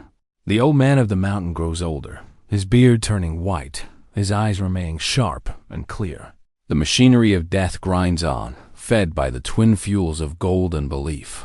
But all machines eventually break. All empires fall. The Mongols will come with their siege engines. They will come with their utter lack of fear. The castles of England will become ruins or tourist attractions. The ink will fade. The parchment will crumble, but the act remains. The single intimate moment of violence. It travels through time, changing costumes, but keeping the same essential shape. It moves from the dagger to the pistol, from the market square to the carriage. We must move forward now. We must leave the medieval world with its heavy robes and stone walls. We must jump forward. We go to a time of silk and gunpowder, to a city of narrow streets and open sewers. We go to a reckoning that brings all these threads together. Paris, 1610. The city smells of unwashed bodies, horse manure, and roasting chestnuts. The streets are narrow, winding canyons of timber and plaster. The noise is constant. It is a roar of wheels, hooves, shouts, and church bells. It is a living, breathing organism, chaotic and vibrant. And moving through this chaos is a man named Francois Ravaillac. He is not a trained assassin from the mountains. He is not a mercenary hired by a king. He is something far more dangerous. He is a man with a vision. He is a man who has heard the voice of God, or perhaps the voice of his own madness, telling him that the king must die. He is large, red-haired, wearing clothes that are worn and stained. He has been wandering the streets for days, clutching a knife he stole from a tavern. The target is Henry IV. He is the good king, the man who brought peace to France. But peace is a fragile thing. Ravaillac does not see peace. He sees heresy. He sees a danger to the soul of the nation. He is sweating. His hands are shaking. This is not from fear, but from a terrible, vibrating anticipation. He waits. He stalks. He is the culmination of all the history we have walked through. He has the fanaticism of the Hashashin, the desperation of the mercenary, and the singular focus of the bureaucrat. The Rue de la Ferronnerie is a narrow street, crowded with carts. The king's carriage is stuck in traffic. It is an open carriage. The king is waving to the crowd. He is smiling. He is wearing a black doublet, a white ruff around his neck. He looks vulnerable. He looks human. Ravaillac sees his moment. He does not plan an escape. He does not think about the payment. There is no payment. There is only the act. He steps forward as the crowd presses in. The noise is deafening. He places a foot on the wheel of the carriage and rises up. The knife is in his hand. It is not a special blade, but a common kitchen knife with a handle wrapped in rough wood. He strikes. The motion is mechanical. The king gasps. The smile vanishes. The blood is bright red against the black velvet. Chaos erupts. But for Ravaillac, there is a sudden, absolute silence. He does not run. He stands there, holding the bloody knife, waiting to be taken. He has done it. The tension that has been coiling in his chest for months is finally released. He's beaten by the guards, dragged away, thrown into a dark cell. But he is calm. He has fulfilled his purpose. Now begins the reckoning, the interrogation. The state must understand. They cannot accept that a single man, acting alone, could change history. There must be a conspiracy. There must be a patron. They ask him who paid him. They ask him who sent him. They ask him for days. They use tools of iron and fire. They crush his bones. They burn his flesh. But he has no names to give them. He tells them the truth. He did it alone. God told him. They do not believe him. They cannot believe him. It is too terrifying to believe that history can be turned by a nobody. So they torture him more. The monotony of pain fills the room. The questions are repeated over and over. The scribe writes down his screams. The ink dries. The parchment fills up. But the answer never changes. Finally, the execution happens at the Place de Grève. The crowd is massive. Thousands of people, a sea of faces, come to watch the monster die. They are hungry for it. They want to see the pain. Ravaillac is brought out. He is broken, barely able to stand. He looks at the crowd. He looks at the sky. He does not ask for mercy. He knows this is the price. The details of the execution are well known. We will not dwell on the gore. We will dwell on the duration. It takes a long time to dismantle a human being. The horses pull. The ropes stretch. The body resists. It is a slow, grueling labor for the executioners. They are sweating. They are cursing the humidity. It is hard work, killing a man publicly. It is a job. And as the light fades from his eyes, as the roar of the crowd turns into a distant hum, Franco Ravaillac enters the final sleep. This is the sleep that awaits all assassins, all kings, all bishops. The history books will record his name. They will analyze his motives. But he is gone. The pain is gone. The vision is gone. There is only the silence. The same silence that fills the valleys of the Elborz Mountains. The same silence that fills the crypts of English cathedrals. The same silence that waits for you. History is a long, sleepless night. It is filled with the scratching of quills and the clinking of coins. It is filled with the sharpening of blades. But eventually, the candle burns down. The hand grows tired. The book is closed. You are tired now. The weight of the armor is gone. The cold of the castle is gone. The heat of the desert is gone. You are safe. You are here. The story is over. The ink is dry. Sleep, sleep, sleep.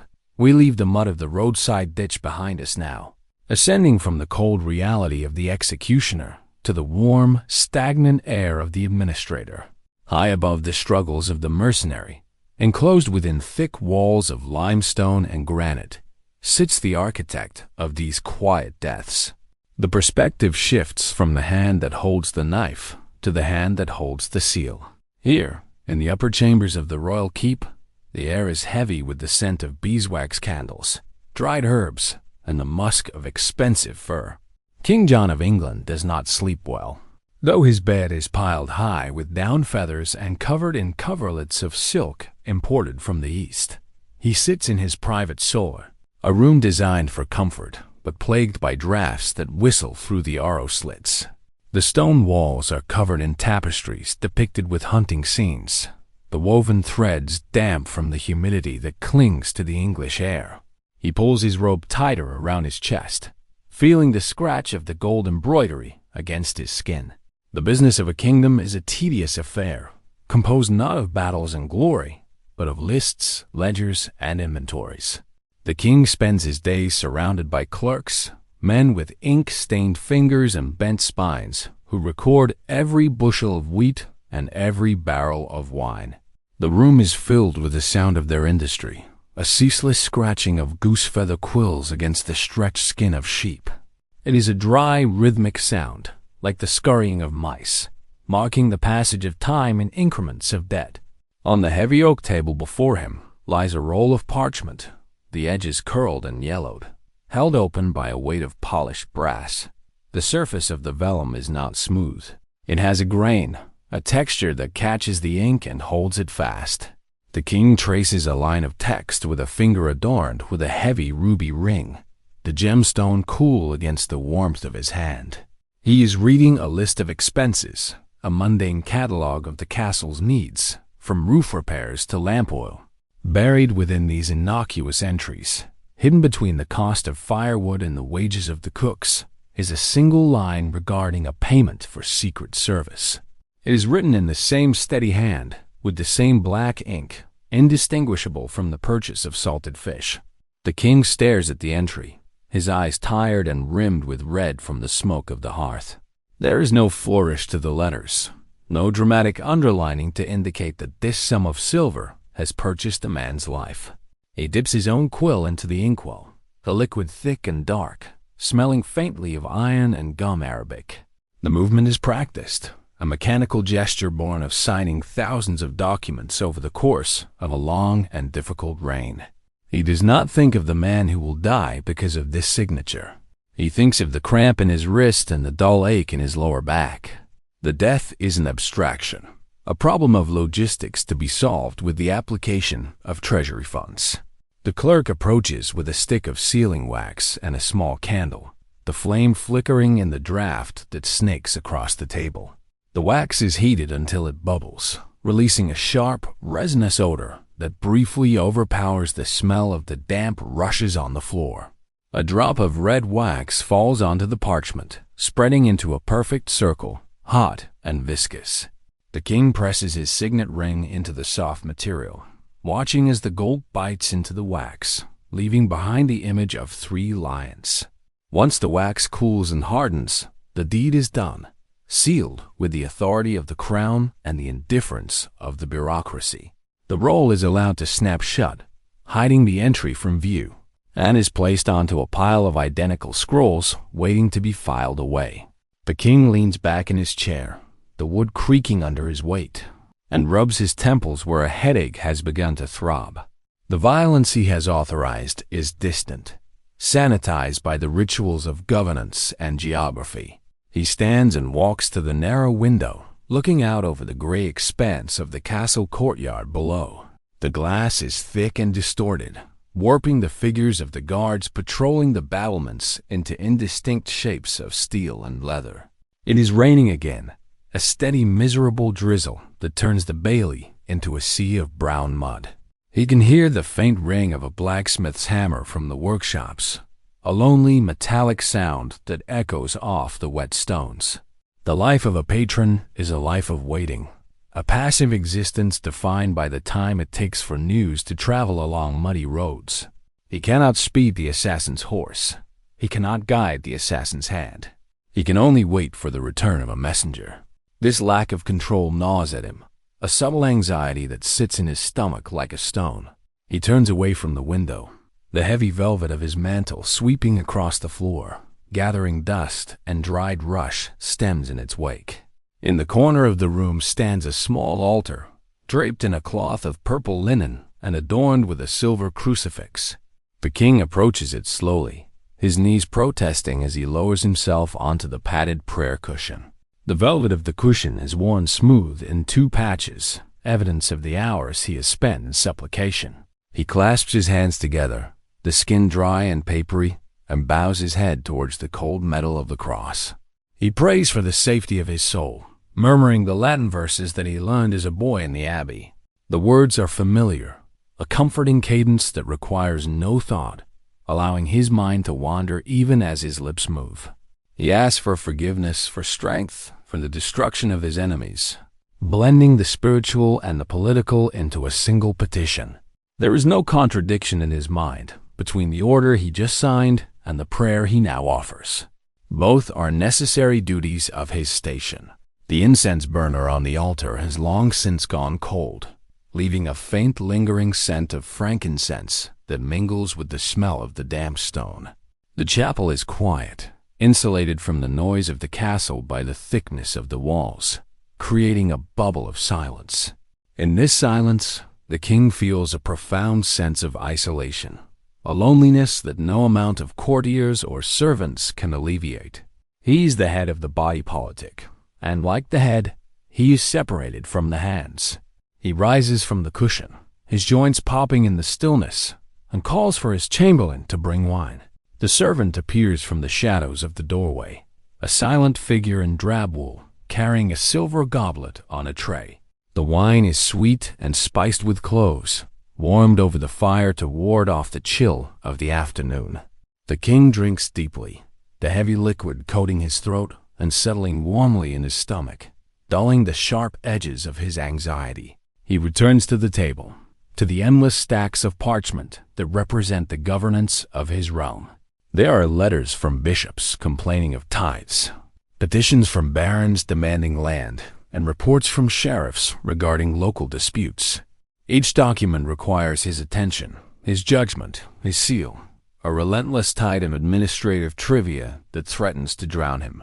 The assassination is just one more item on the agenda, one more problem to be managed alongside the price of wool and the repair of bridges.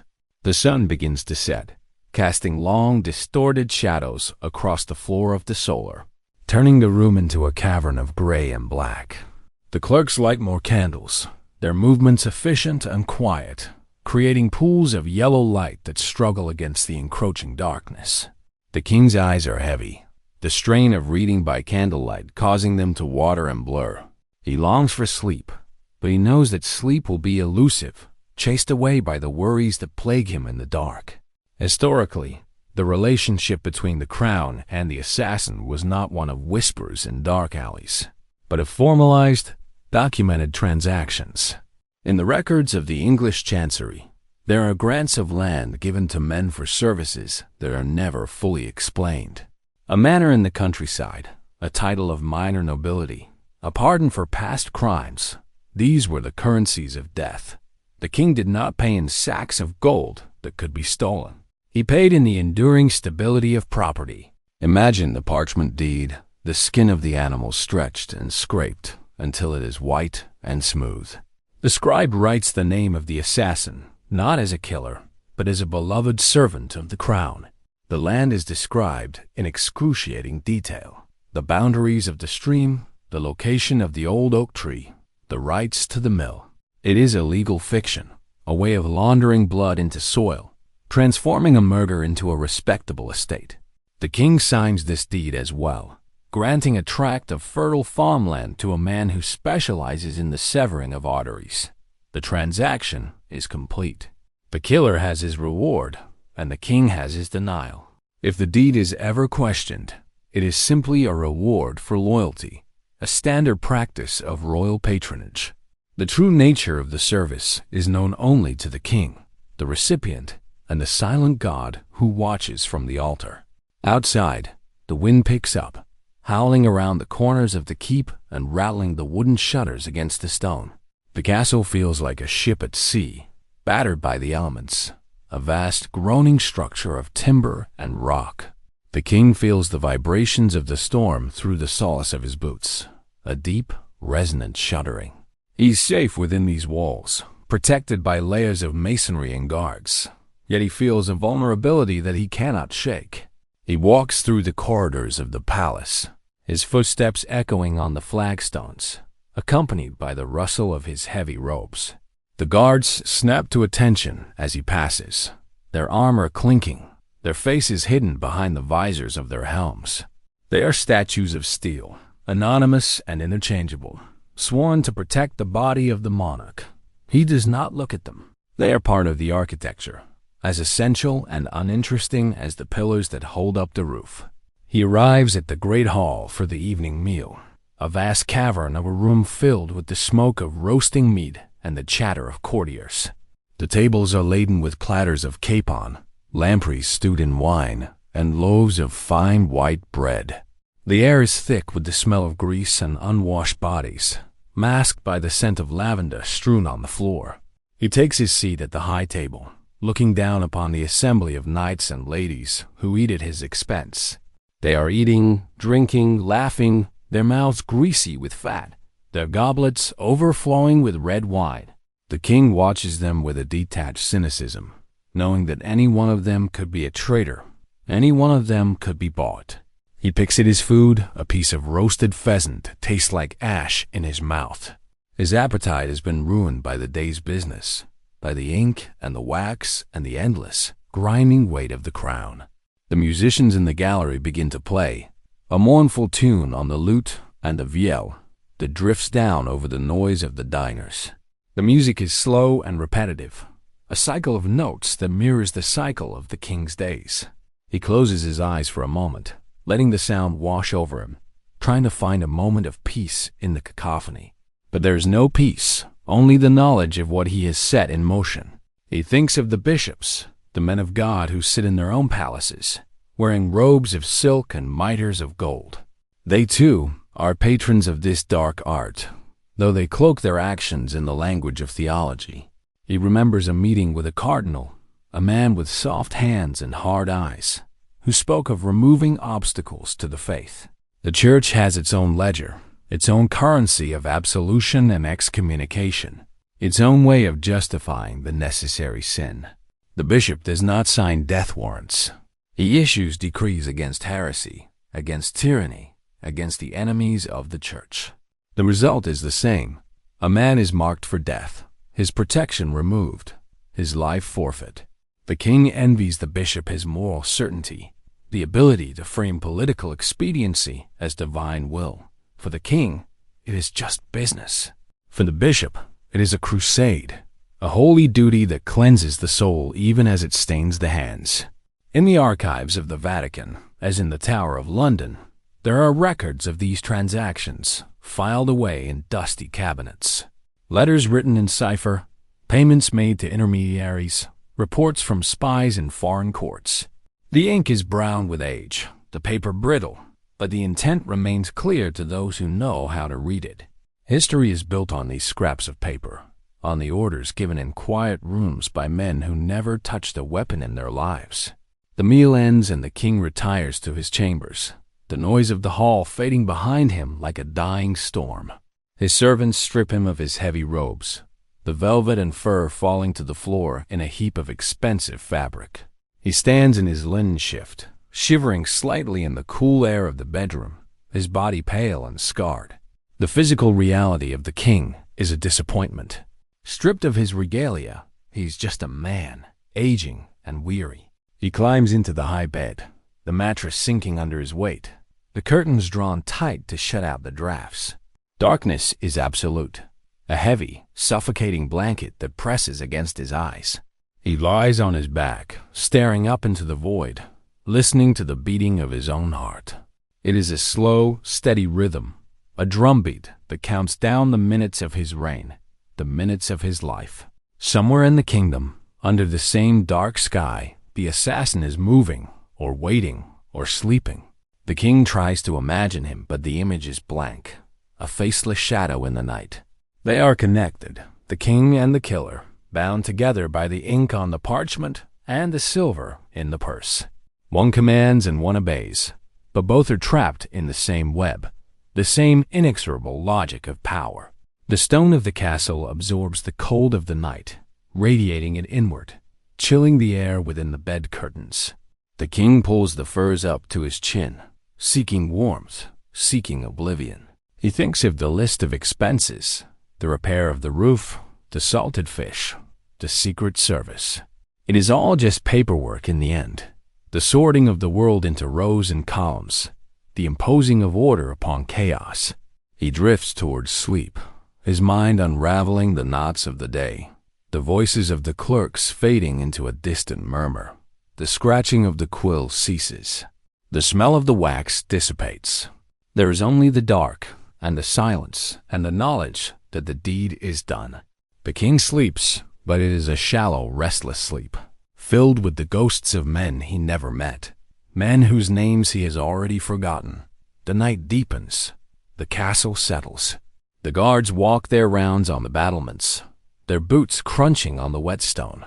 The world turns slowly, indifferent to the machinations of kings and the fate of victims. And in the archives, the ink dries, the wax hardens, and the history of the realm is written, one quiet murder at a time. We must understand that the hiring of an assassin was rarely a matter of dramatic conspiracy in the throne room. It was often a matter of diplomatic correspondence, conducted with the dry civility of statecraft. Envoys were sent with carefully worded letters, traveling across the channel to the courts of Europe. They carried gifts of falcons, hunting dogs, and jeweled goblets, and they carried whispers meant for specific ears. Consider the logistics of the payment itself, the physical transfer of wealth required to facilitate a royal assassination. Gold is heavy. 1,000 coins weigh enough to burden a strong horse, making covert transport difficult and conspicuous. Therefore, the patrons relied on the emerging banking systems of the Knights Templar and the Italian merchants. A letter of credit, a scrap of paper representing a fortune, could be carried in the sole of a boot or the lining of a cloak. The king would deposit silver into the Temple Church in London, a round stone building that smelled of damp wool and old incense. The Templars, warrior monks who understood the necessities of violence, would issue a note of hand. This note could be redeemed in Paris, or Jerusalem, or Acre, allowing the assassin to travel without the burden of treasure.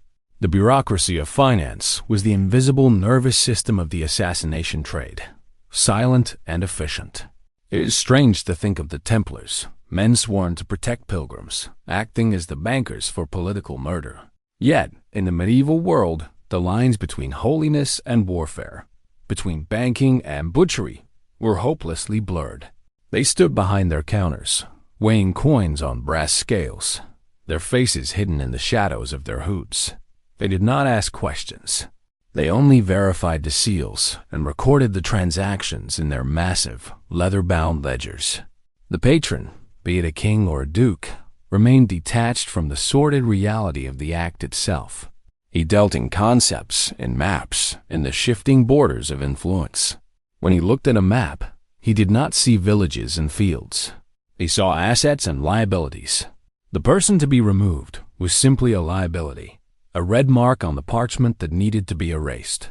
Thus, the resources were allocated, with the same dispassion as allocating stone for a new wall. There is a particular texture to the velvet worn by the wealthy in this era, a fabric so dense it seems to absorb the light. It is heavy, stifling, a garment that restricts movement and enforces a slow, deliberate dignity. When the patron moves, the velvet rustles with a sound like dry leaves skittering over stone, a whisper of power. He sits in his high-backed chair, his hands resting on the carved armrests, feeling the grain of the wood under his fingertips. The room is always cold, despite the fire roaring in the hearth, a cold that seeps up from the crypts and down from the battlements. He can smell the wood smoke, the roasting meat from the kitchens, and the faint, sweet scent of decay that hangs over every medieval city. He is a prisoner of his own power, trapped in a fortress of his own making, surrounded by people he pays to protect them. Therefore, he pays others to remove the threats, to widen the perimeter of his safety. And what of the target?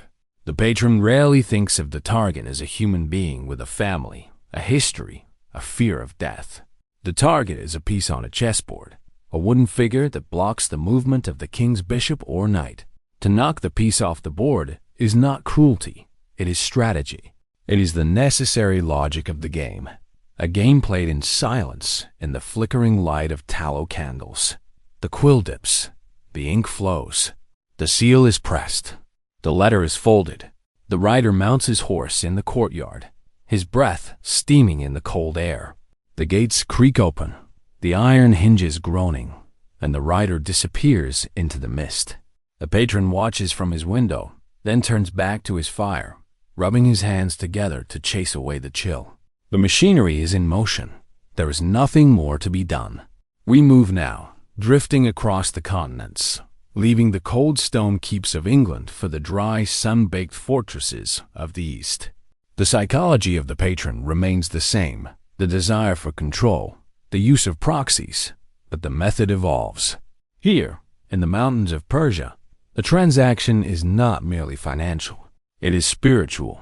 The coin is not silver, but salvation. The contract is not written on parchment, but on the soul itself.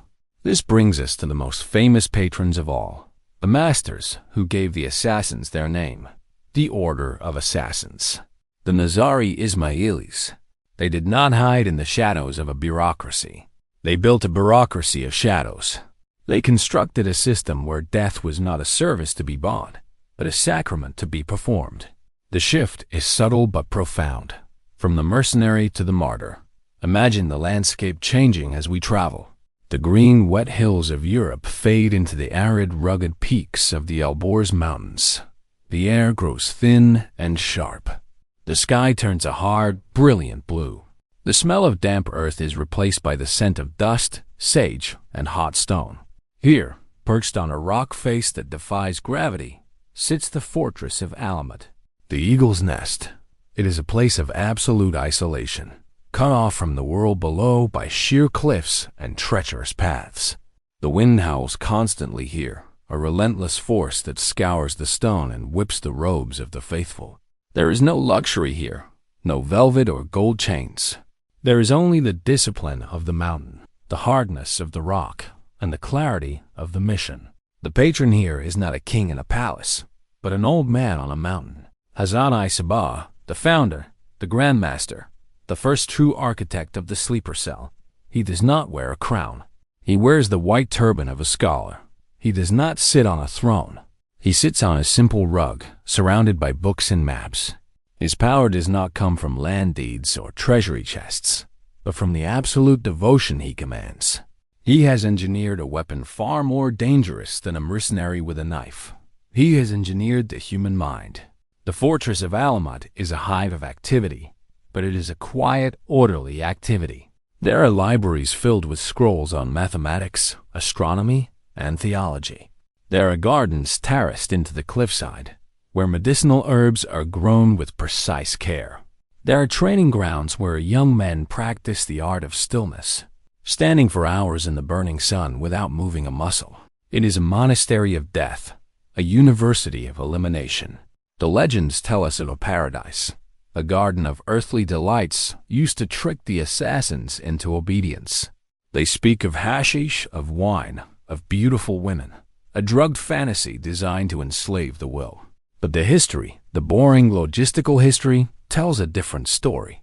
It tells of rigorous indoctrination, of years of study, of a lifestyle that was ascetic and demanding.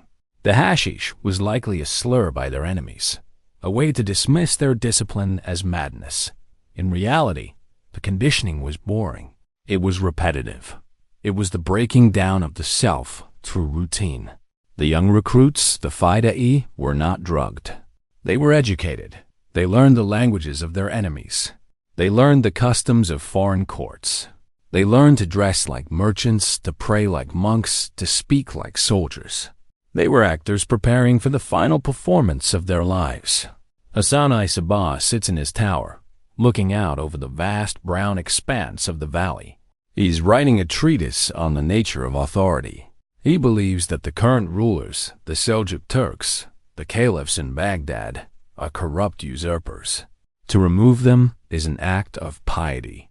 He does not have an army to meet them on the battlefield, so he wages a war of targeted strikes. He turns the weakness of his numbers into the strength of his terror. The list of targets is kept in a plain book.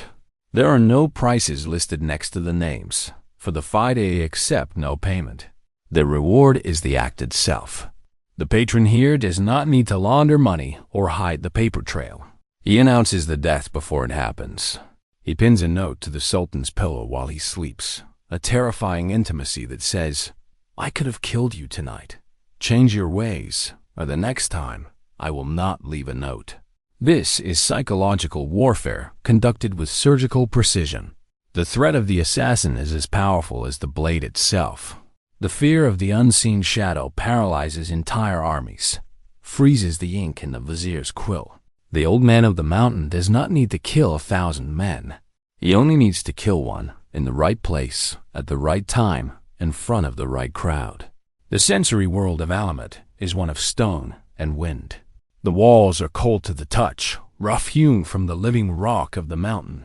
The water comes from deep cisterns, tasting of minerals and the dark earth.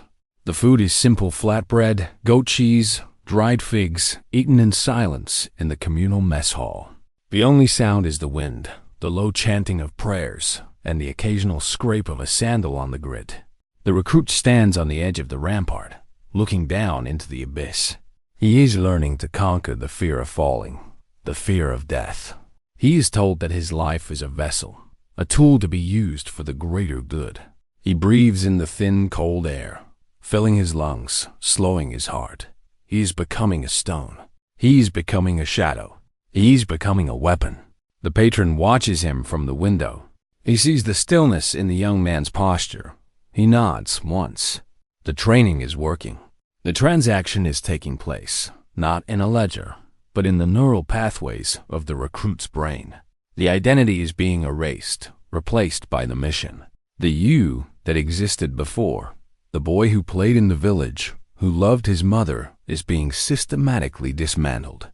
The order is given, not with a seal of wax, but with a word, a whispered command, a blessing. The young man descends from the mountain, leaving the silence of the clouds for the noise of the city. He carries no gold. He carries only a dagger, hidden in his sleeve, and the absolute certainty of his purpose. The patron remains on the mountain, returning to his books, his maps, his endless waiting. The wind continues to howl. The sun continues to beat down on the stone. The cycle continues. Consider the patience required for this form of patronage. A king might want an enemy dead within the week. The old man of the mountain might plant an agent in an enemy court and wait for years. The assassin might serve as a gardener, a scribe, or a guard, working faithfully, building trust, waiting for the single moment of vulnerability. It is a slow, grinding game of deception, a masterpiece of boredom. Day after day, the sleeper agent tends the roses. He prunes the dead leaves. He waters the soil. He smiles at the Sultan as he walks by. He is invisible because he is mundane. He is part of the background, as harmless as the shovel in his hand. But inside, the clock is ticking. The command is burning. The connection to the mountain remains unbroken, a silent thread stretching across the desert. This is the ultimate paradox of the assassin's history. The most dramatic acts of violence are born from the most monotonous periods of waiting. The explosion of blood is preceded by years of silence. The patrons understand this. They are the masters of time. They trade in patience. They weaponize the very boredom that we seek to escape. They know that eventually, everyone must sleep. Everyone must close their eyes. And in that moment, the ledger is balanced. We leave the silence of the mountains for the crushing noise of the city. The timeline shifts forward, centuries dissolving like sugar in hot water, until we arrive in Paris on May 14th, 1610. The air is thick with the smell of the Seine, which is to say, the smell of sewage, dead fish, and the waste of 300,000 souls. The streets are narrow, twisting arteries of cobblestone that trap the heat and the sound within stone. There is no horizon here. There is only the wall of the next building and the gray sky pressing down. Enter Francois Ravaillac. He is not a shadow in the night nor a trained agent of a mountain cult. He is a tall, red-headed man with broad shoulders and a mind that burns with feverish visions. He wears a cloak that has seen better days, the fabric worn thin at the elbows, smelling of stale sweat and old wool. He has been walking for days, and his shoes are broken, the leather cracked and peeling away from his blistered feet. He is a schoolmaster, a failed monk, and a debtor haunted by his failures. He is a man entirely alone, disconnected from the grand webs of spies and kings we have observed thus far. He carries a knife he stole from a tavern, the handle warm and greasy in his deep pocket. He stands on the corner of the Rue de la Ferronnerie, a narrow street barely wide enough for two carts to pass without scraping their wooden wheels against the walls. The ironmongers are hammering metal nearby, a rhythmic clang that echoes against the tall stone facades. The bakers are pulling loaves from the ovens, the scent of yeast momentarily cutting through the heavy stench of the gutter. Ravaillac waits. He does not blend in. He's too large, too agitated. He mutters to himself, his lips moving in silent prayer or argument. He watches the traffic, a mundane, chaotic stream of handcarts, horses, pedestrians, and stray dogs. Then the moment arrives, not with a fanfare of trumpets, but with a simple traffic jam. The royal carriage turns into the street, an open vehicle that leaves its passengers vulnerable. King Henry IV sits inside reading a letter, his attention focused on the paper, his glasses perched on his nose. He is looking for clarity in the text, not assassins. The carriage stops because two carts have blocked the way, one carrying wine, the other carrying hay, freezing time. Ravaillac sees the halt. He does not sprint or perform an acrobatic feat. He simply steps forward.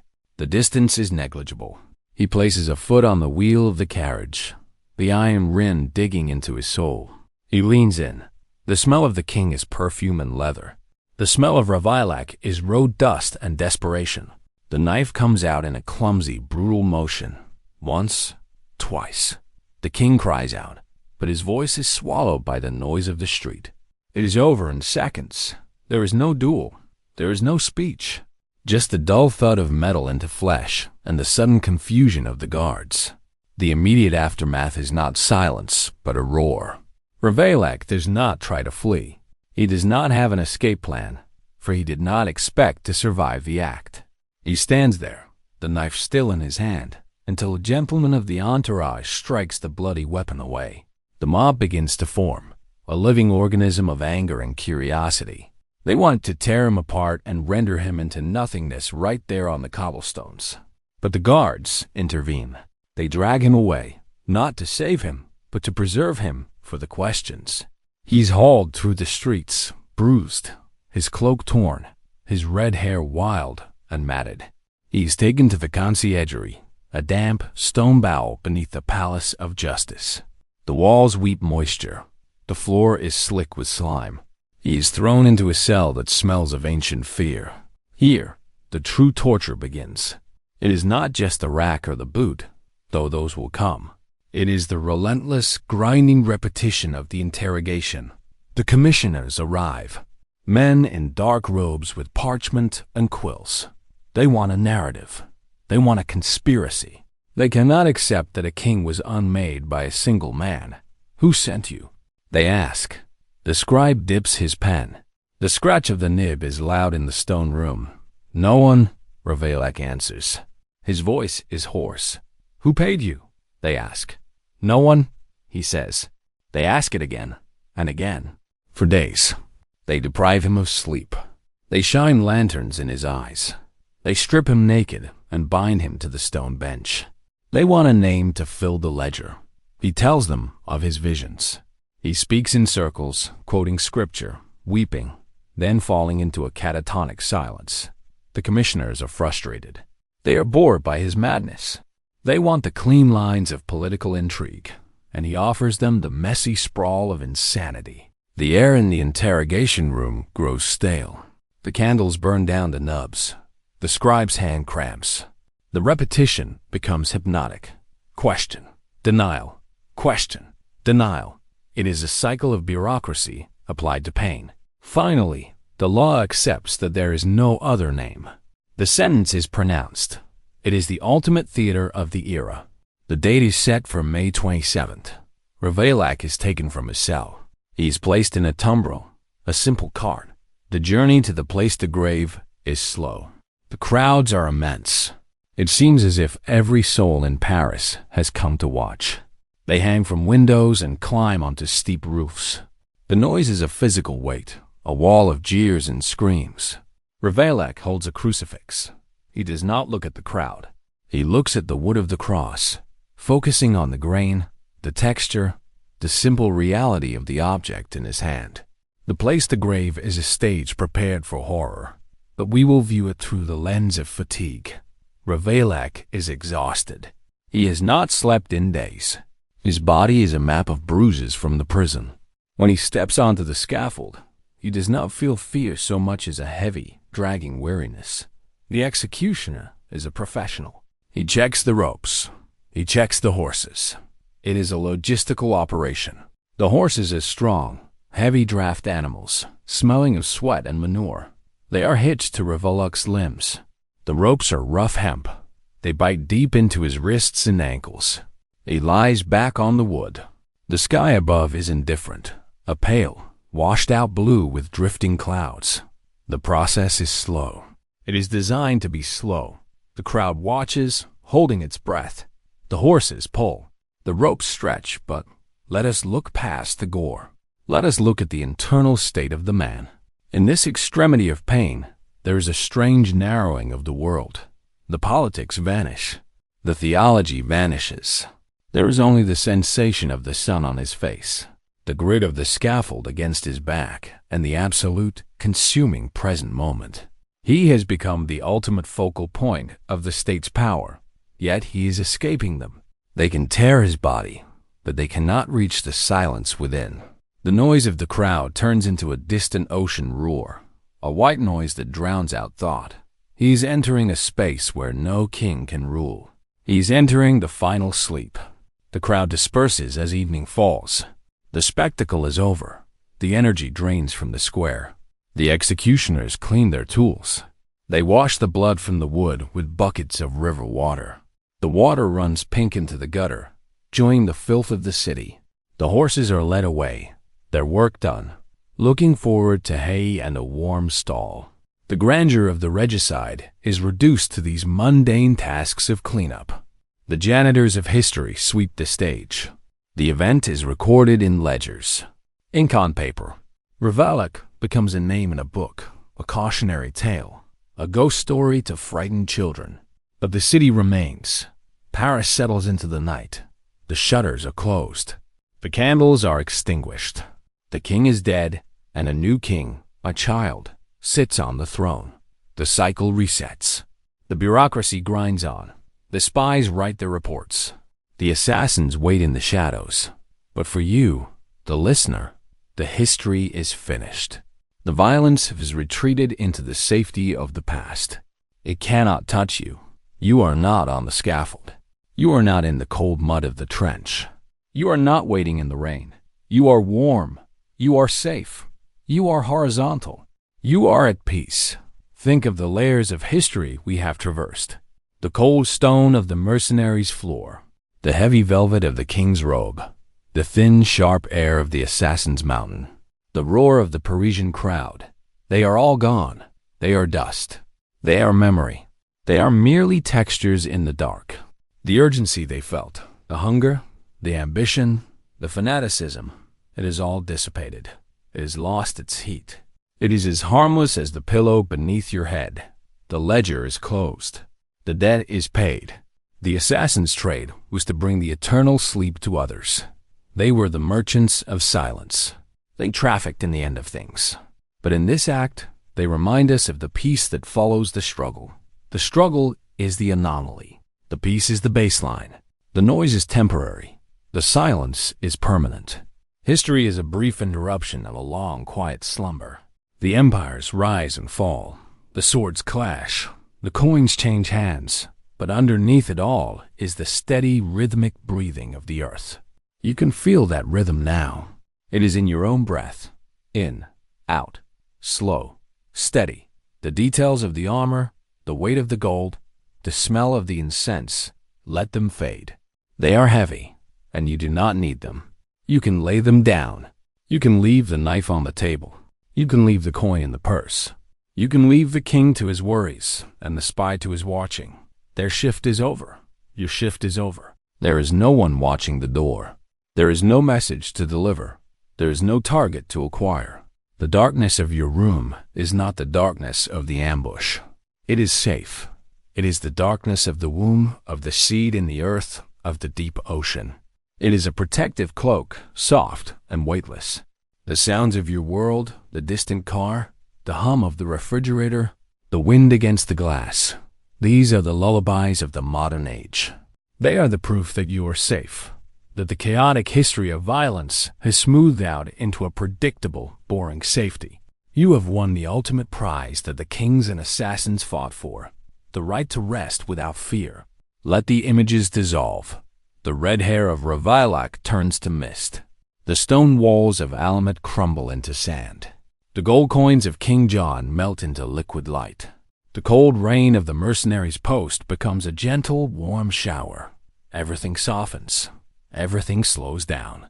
The narrative thread that held these stories together slackens and falls away. You are no longer following the story. You are drifting on the current of it. You are standing at the edge of a vast, calm lake. The water is still. The sky is a deep indigo twilight. There is no sound but the gentle lapping of water against the shore. You step into a small boat. You lie down. The boat drifts away from the shore, away from the land of names and dates and facts. It drifts toward the center of the lake, where the mist hangs low and white. You are floating, weightless, timeless. The history book is closed. The candle is out. The night is yours. There is nothing left to learn today. Sleep.